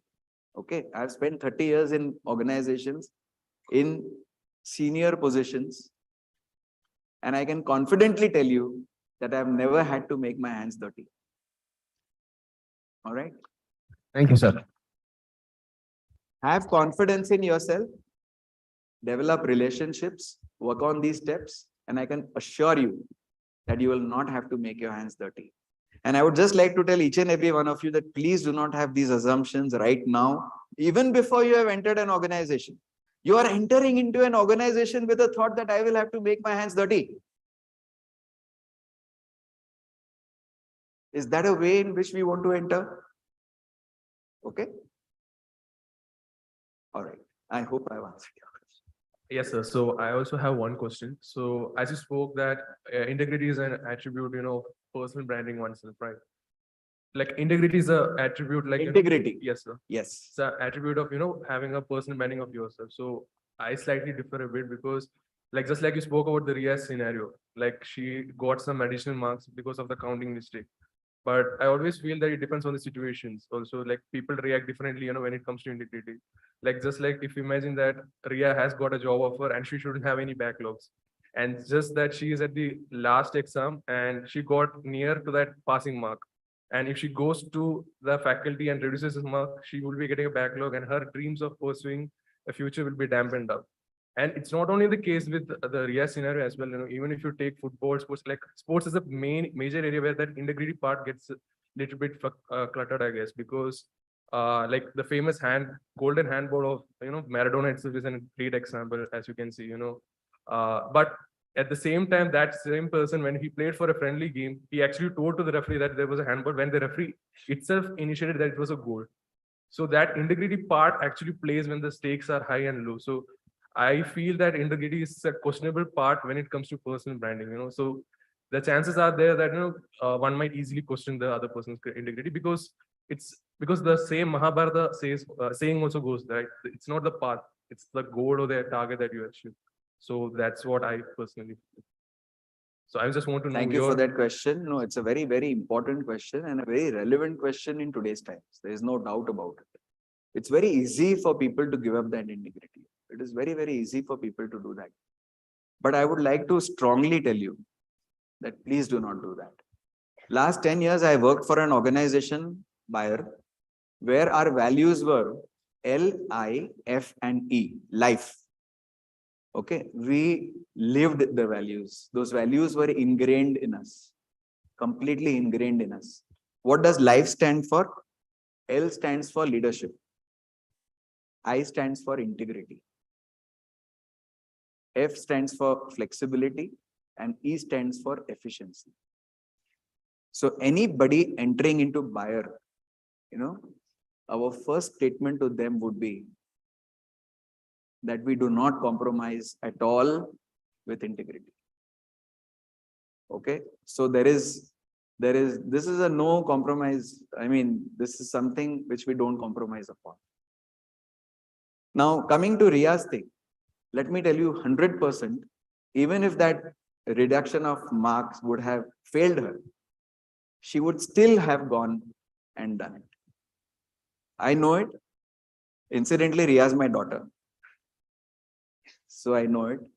That Yes, she sir, would I have agree to still that. There gone are and done persons that. who exist. So all I would like to tell you is that have an attitude that I want to demonstrate integrity.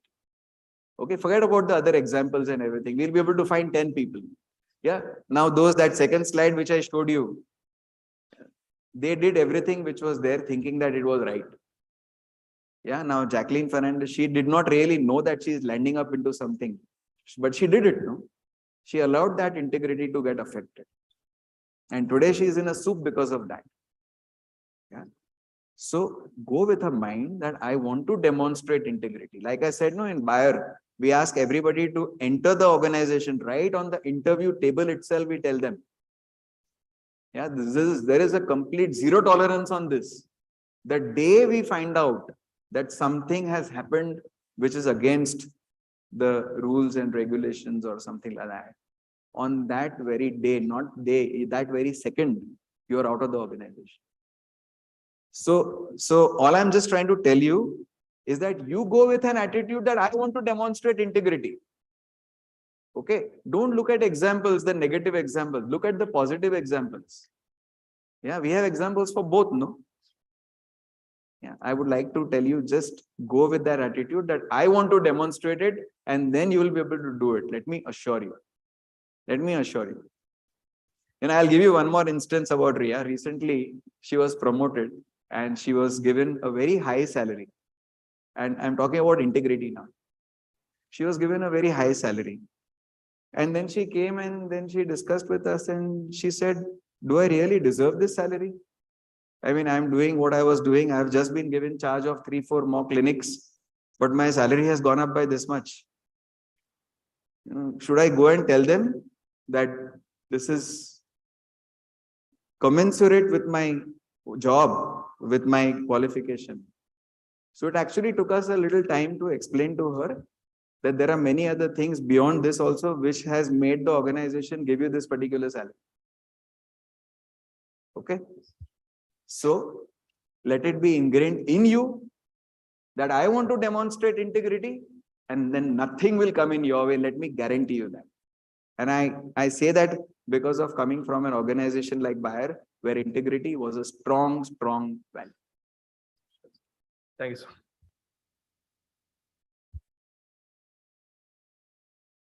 Okay, any other questions? Yes. Good afternoon, sir. Sir, here. On the top. Hi, sir. This is Ramya. So, sir, you have given us many insights about branding ourselves. But let's say there is a time in your life where you want to rebrand yourself. Like you're carrying a brand that you don't want to carry anymore, and you want to rebrand yourself as a better person. So, but there are instances where you are projected as your brand that you already are carrying, where you're trying to rebrand.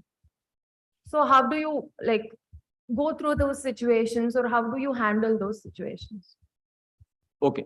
So I probably is the best person to answer this question. Okay. And let me tell you why. I did medicine. And this was 3 decades back. From medicine, so I branded myself in medicine. Okay, as a doctor. From medicine, moved to training. Okay. I was working with a company called as Dale Carnegie Training, which is an international organization, which has got centers all over the world. And I was a principal consultant, a trainer with them. And I got the Asia Award for delivering training. So I branded myself in that also. Then I started working for organizations. And I worked for Mahindra's and I worked for other organizations. And in my last organization, I was dealing with talent management, talent development, where I branded myself as a leadership consultant.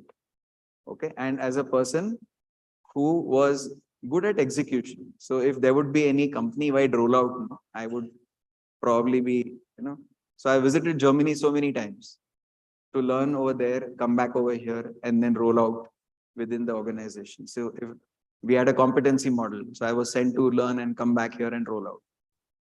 Yeah. We had focus behaviors. I was sent to Germany, learn that, come back here, roll out.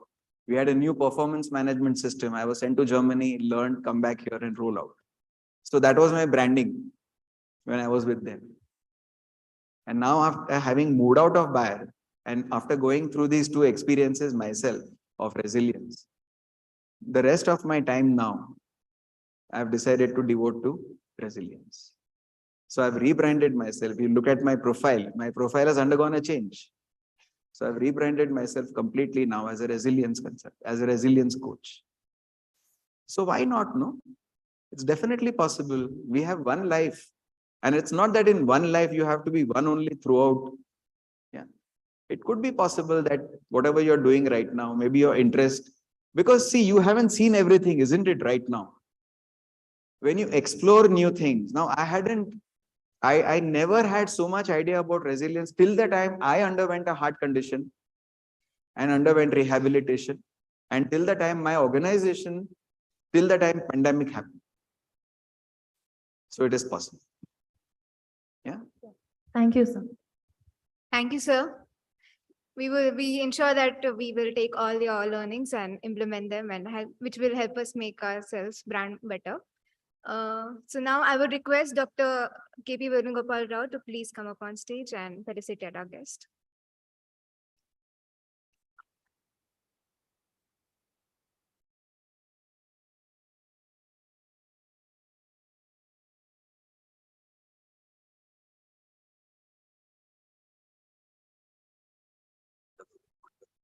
Thank you. Thank you. I hope it was useful to everyone. Great learning from me. Thank you, sir.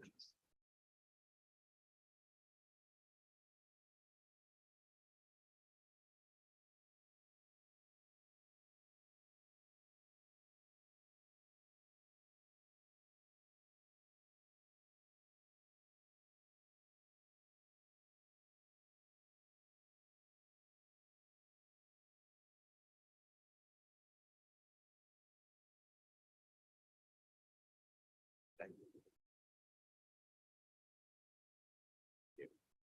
Thank you. Thank you so much. Thank you.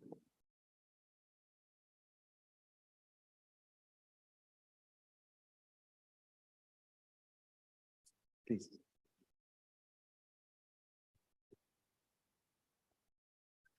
Thank you so much, sir. We will now break for lunch, and I will request everyone to please join back at 1 p.m. sharp. Thank you.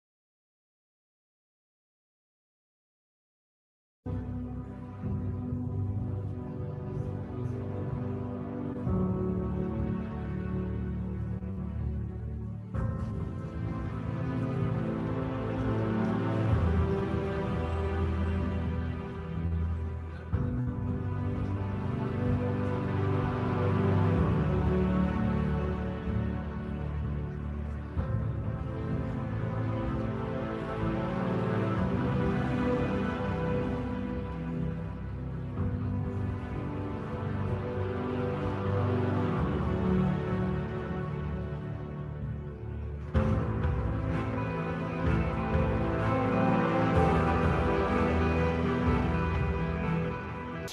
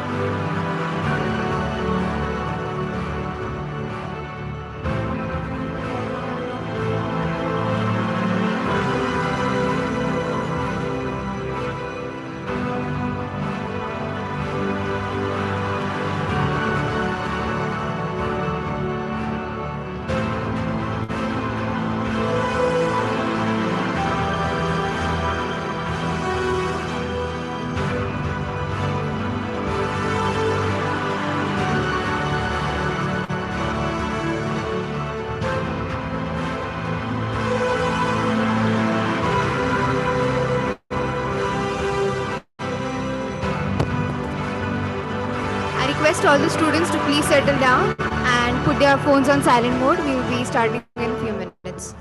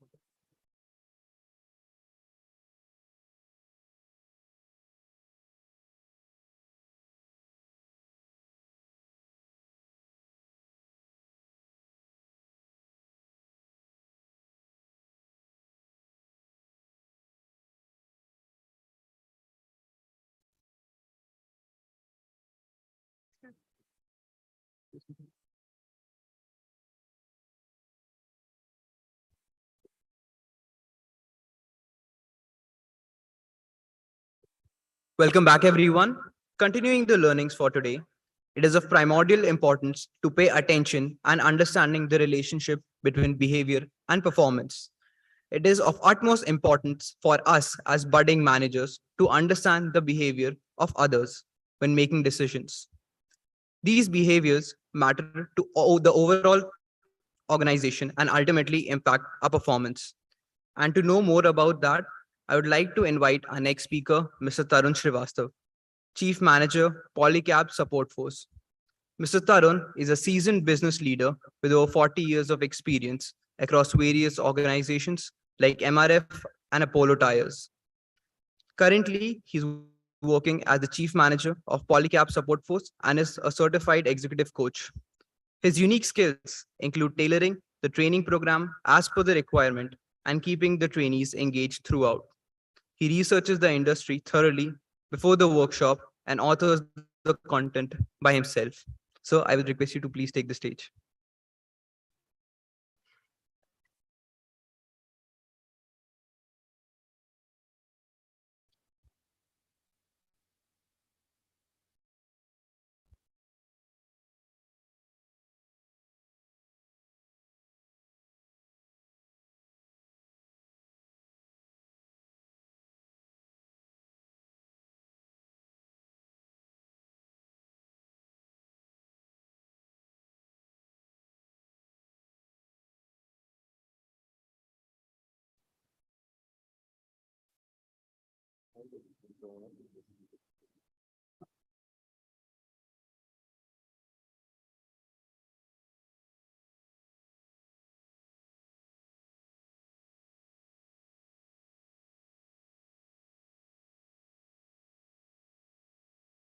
Very, very good afternoon, all the ladies and gentlemen, and to the wonderful gentlemen whom I see sitting in the front seat.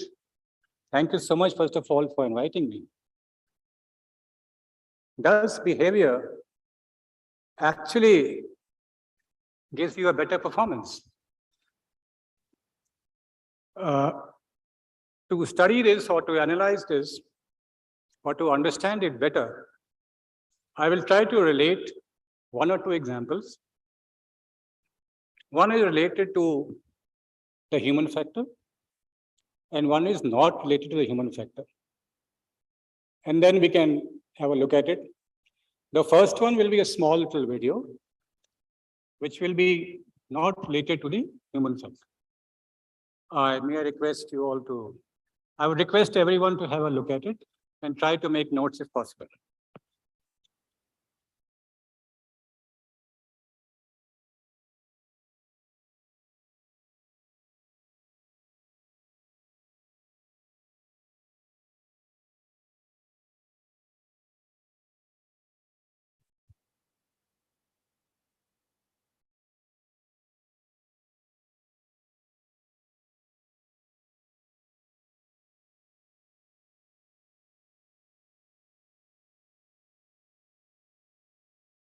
Is there an issue?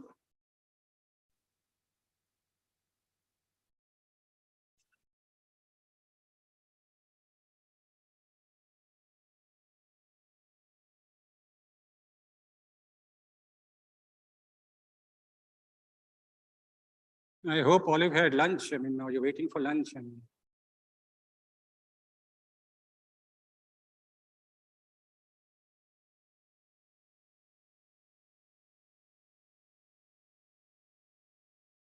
if it's getting a delay, then I can go start with the other one.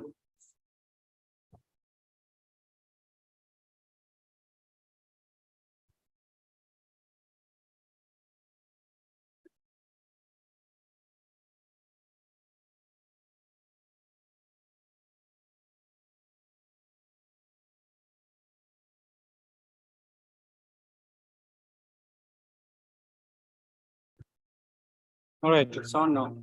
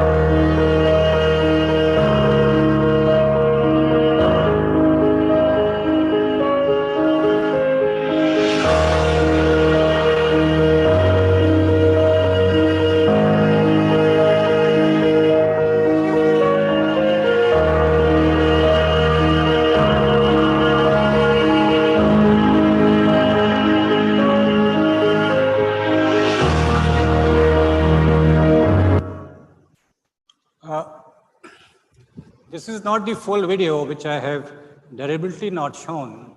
I mean, if you're still interested or keen to see, you can check up the YouTube. What it actually signifies is the fact that these are people who cannot communicate with themselves. You don't see a single leader there. They don't expose themselves to falling prey to egos. They don't fall prey to, anything which will put their flight in disarray. They don't stop anywhere. Is it how much difficult it is to fly 4,000 kilometers non-stop? And all they arrange the way in how, different ways in how they communicate to each other. So does it help you all to understand how a certain behavior will develop your performance? Your performance increases if you act in a certain behavior, a certain set behavior. So I hope I've been able to make my point with this video. And towards the end of this session, I can take some questions on this in case there are. The next example I have is of the human factor. Now, this video was basically on the fact that if your behavior is good or the behavior is as desired, so therefore you will get a very good performance and you would be able to reach your end goal or your desired goal. However, if it is not so, so what actually happens? Is there anyone who thinks that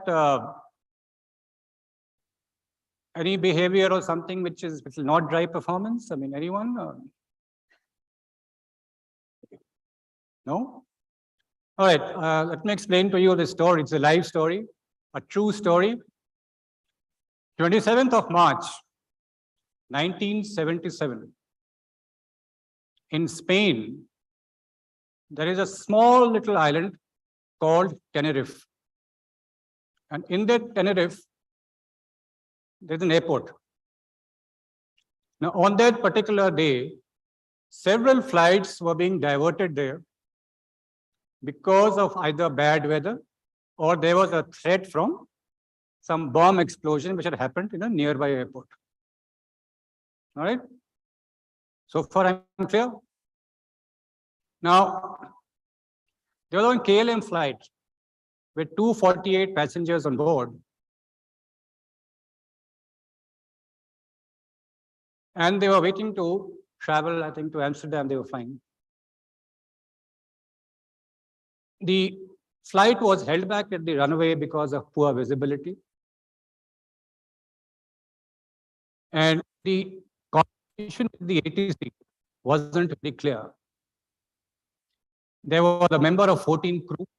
There were 3 senior pilots, and there was 1 junior pilot as well. Now, everybody was getting impatient. The crew was getting impatient. The passengers were getting impatient. They wanted to fly. I mean, food was running out, and there were so many problems there. Now, since the visibility was only till about 300 to 400 meters, they could not see another plane parked on the same runway about 1,000 meters away. And somehow, the junior pilot, he was aware that there's a flight parked there, which is the Pan Am flight. And he tried to warn the senior captain. But the senior captain, he belittled the junior captain, the junior pilot, did not listen to him and asked him to mind his own business. This is all recorded in the cockpit recorder. The senior pilot was impatient to get back. His wife was waiting. His children were waiting. And he somehow misread the communication from the ATC to take off. In those days, the word which was used by ATC was take off. They used as departure. And as soon as the flight took off, even before the tires went inside, the wheels went inside, and when they reached about 300 meters or 400 meters, then they suddenly spotted this Pan Am flight there. And at that point of time, the senior captain, who had so many hours of experience, he couldn't stop. And he just ran over the Pan Am Airways flight, killing everybody on board. It's about 248 people in the KLM flight were eliminated or passed away, and about same numbers in the Pan Am flight. Fortunately, there were about 61 survivors who were able to tell some kind of a story as to what exactly happened. Subsequently, as usual, a lot of things happen and inquiries are set up. The cockpit recorder is there, and experts came out, a lot of analysis came out, and it was observed that it was the communication between the junior captain versus the senior captain was not right. There were certain things of behavior which was not maintained. It was not there in the rule book at all in those days. A senior captain meant a senior captain. So therefore, in the role of a supervision, this behavior skills or behavior things in terms of performance appears to rule very, very high. In that accident, the inclusion of the human factor really marked the era of the culture of aviation safety. It was only after that point of time that a lot of safety measures started taking. But it was realized that it was the human element which actually was responsible for this major disaster.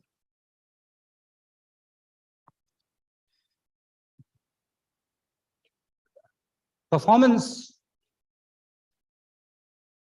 behavioral performance is still based on 3 very, very simple ideas. Behavior drives performance. Many organizational problems have often been having the same identical behavioral root cause. And if you're able to integrate behavioral perspectives in supervision, it might help in preventing or maybe solve quite a few problems. The question, however, remains, how do we get a grip on this? A lot of examinations are held which try to identify these patterns, mostly at the top of the organizations. And we try to figure out what the effects of these patterns are. To do this, a lot of people have designed several tools. One of them is to analyze board effectiveness. They look at boards and try to study their behavioral pattern. For example, they study leadership styles. If it's a dominant style, neglecting the input of others, or a facilitative style in the sense to encourage others to participate in discussions. But they also looked at organizations who are capable of successfully transforming their business model or culture to adapt to new methods vital for sustainable performance. In this culture assessment, they also looked at organizations, how they deal with difficult relationships between rewards and risks. They want to know their personal values, which Dr. Parikh has very spoken about in the morning, and personal mindsets. And we also look at the group culture, how they are going to impact the organization. Now, let's emphasize that we do not prescribe how to behave in all circumstances. There is no checklist for good or bad behavior. There is no prescription, because what works in one situation may be counterproductive in another one. We expect that the boards need to reflect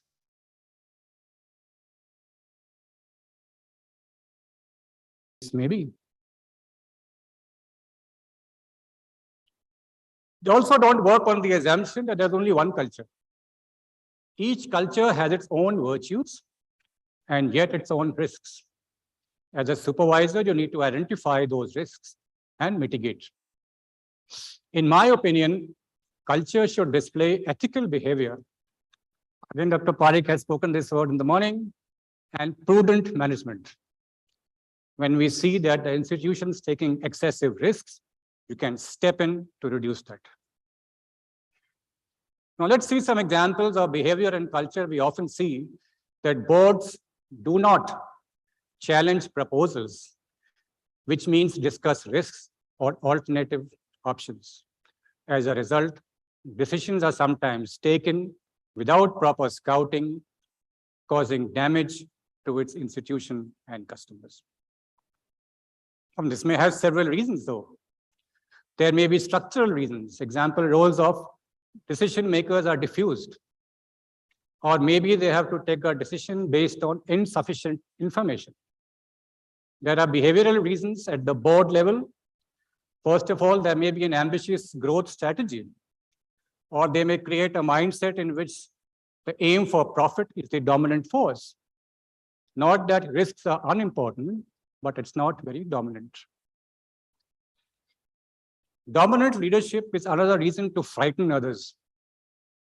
There may be another reason, like another leadership style like laissez-faire, causing important decisions to be postponed and to create room for interpersonal conflicts. This may result in indecisiveness and distorted cooperation. This may also impact the followers, who may be subject to create a consensus, even if they know it's wrong. But the fear of being scorned by the seniors and the group is very, very strong. Another very important element in behavior is trust between the supervisor and who is being supervised. And if there is no trust, nobody is willing to share his personal experiences with his supervisor. The next course in building trust is about creating change rather than enforcement. Finally, we build trust by demonstrating that we also are willing to challenge ourselves and are opening to listening.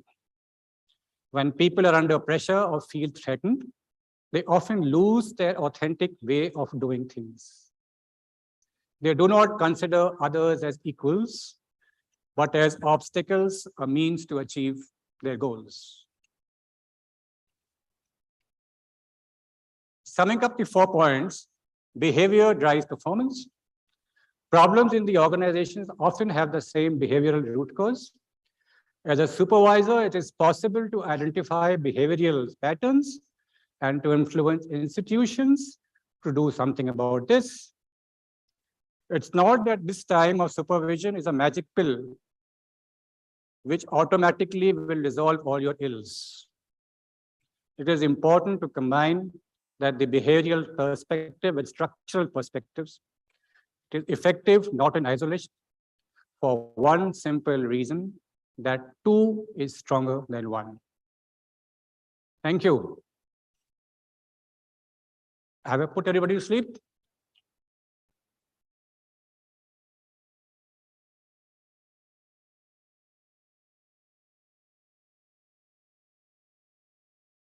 Questions, please.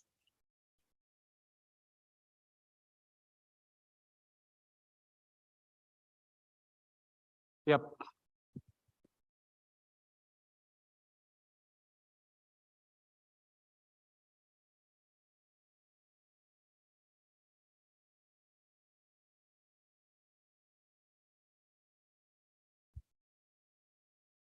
Good afternoon, sir. Thank you for this great session. Yes, Pranab.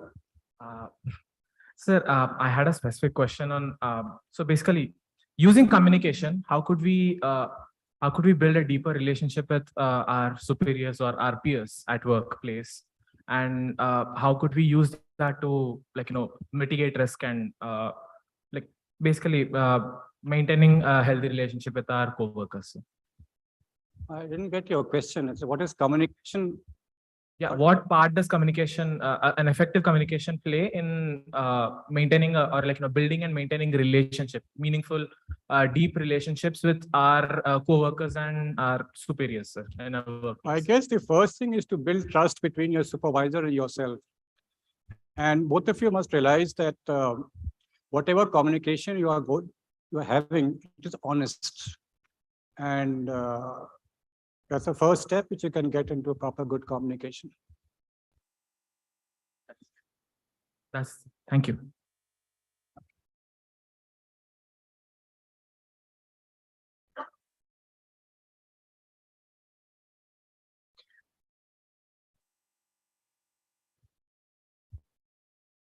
Good afternoon, sir. Hi. So, what could be the one way to channelize the way through when we are not really viable, in a sense that the superiors are not really looking up to the inputs that we are providing in the organization?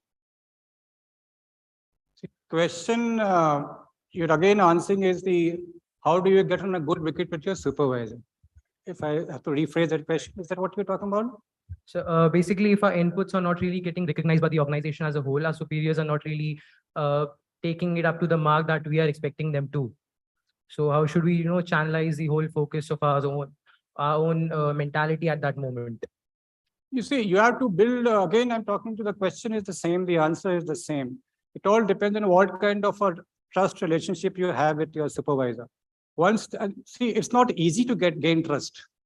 I mean, you have to make some certain extra efforts, like Dr. Parikh was also mentioning about keeping promises. I mean, if you realize is that you're harsh, no? Right. Okay, all right. So if you realize is there are certain commitments you're regularly honoring, your promises you are keeping. So that's the kind of, first of all, the trust which you develop with your supervisor, and then you can have a cordial relation with him. Right.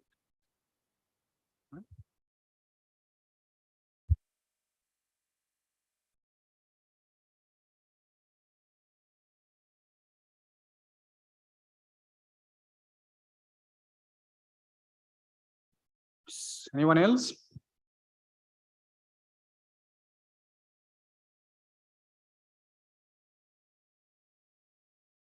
No?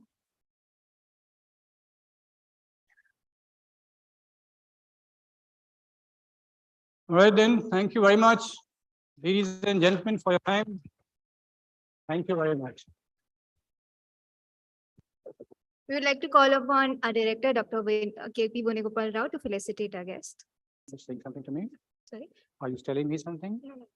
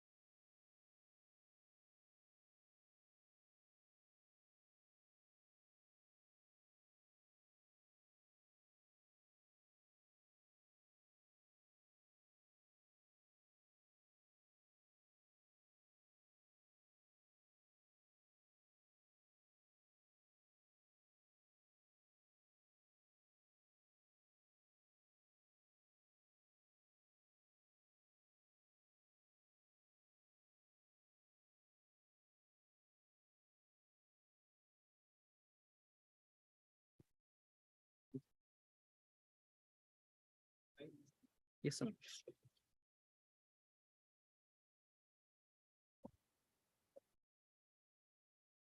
I would request everyone present here to refrain from any recording after activities from now on. Thank you. Next up, we would like to invite Mr. Hakeem Matsha, Senior Vice President, Deputy Talent Services, Deloitte US, India offices.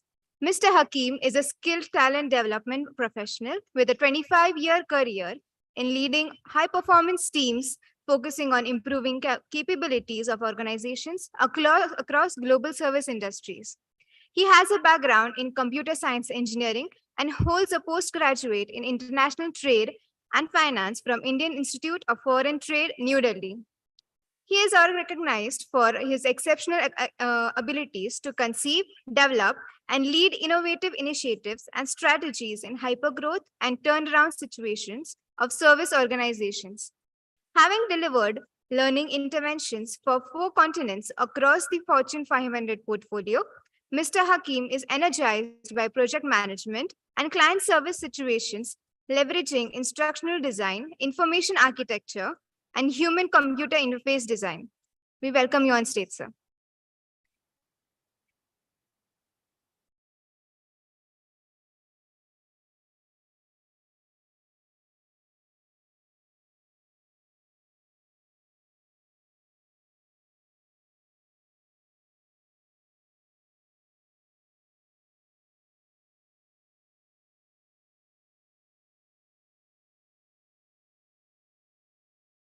Awesome. So I don't have a deck. I'm sorry. If I was supposed to get a deck in, it would have taken me approximately 6 weeks to get approvals for my organization. So the great part is you can just stare at me, right? It's an after lunch session in, you're completely allowed to go off to sleep. So it's totally okay, right? Be on the phone, chat, whatever it is, just don't take any photographs in, right? The most important person out over here is Alekia or Chandana. Is she around? Yes, please take a photograph of me because I need to send it to my mom that I was speaking at Symbiosis. She doesn't believe me. And the students needs to come in, right? Just me on the stage, she will say that it's morph. So it's really, really important that you do this. So she's the most important person out over here. So I'm going to concentrate on her. She takes good photographs and send it to me on my WhatsApp. And so I can do that piece in. So good. I'll start my Gyan session in. So as I said, it's Gyan. My name is Hakeem Bacha. I'm from Mumbai. I am brought up on a lane called Pakmodia Street. I don't know how many of you have heard. Have you heard about this particular street called Pakmodia Street? Yeah, one person has heard through it. The most famous thing which has happened on that particular street is a gentleman named Dawood Ibrahim was born on that street. No, I'm not kidding. My father used to actually play with him. As such. I come from that kind of environment as such, of course. I did my TNI engineering in, and then I started working in, which was the worst thing happened to me. I started earning a lot of money in, and my mother always wanted me to do an MBA. I never did that particular bit in. I started earning money in. So therefore, she's like insisting on me taking photographs whenever I go to MBA students and actually speak to them. So she feels really, really happy about it, and that's what's in it for me as session. And I've been told to speak about something called personal branding. Right, an art of storytelling in, right? You could Google it, right? Nowadays, all information is available, all answers are available in. The difficult piece is asking the right question and what is the question which we need to ask for. So that's the Gyan session in. Those people who are not interested can please go off to sleep. It's totally okay. I won't feel offended, right? So let me start, right? Why is personal branding important then? Especially for you lot, right? Does anybody have any idea why it is important? Especially for this particular batch or the next 10 batches in India, it's going to be really, really important, right? What's in it for you, right? Why should you care, right? So obviously, none of the statistics are for Symbiosis student. All of you will get nice jobs. All of you will be successful. You will nicely be married or not married, depending on what you want, right? I'm not talking about this thing in, but it's like 1 in 4 MBA student is actually employable, right? 1 in 10 engineer is employable, right? We have approximately 4 lakh MBA students coming out of India and 35,000 employable job roles for them. Of course, not for you. just for everybody else, right? You guys do a wonderful job, so everybody will get it. So why should you pay attention to this particular bit in, right? So these are the statistics which you deal with as you go into the marketplace and then try to stand out, right? That's the most important thing in. So why you should care about personal branding is very simple, is how am I different? What am I bringing to the table in? That's going to be more and more difficult in your world in. It was very easy in my world, right? Because, you know, I started my work in 1997 in, right? We were just opening up, economy had just collapsed 7 years back. We were coming back in. We never knew that economic reforms were so good and we will all become such happy capitalists. We had no clue about it. So the opportunity runway was quite nice for us. You guys obviously are coming into an economy which is already going to be $3 trillion, right? So that's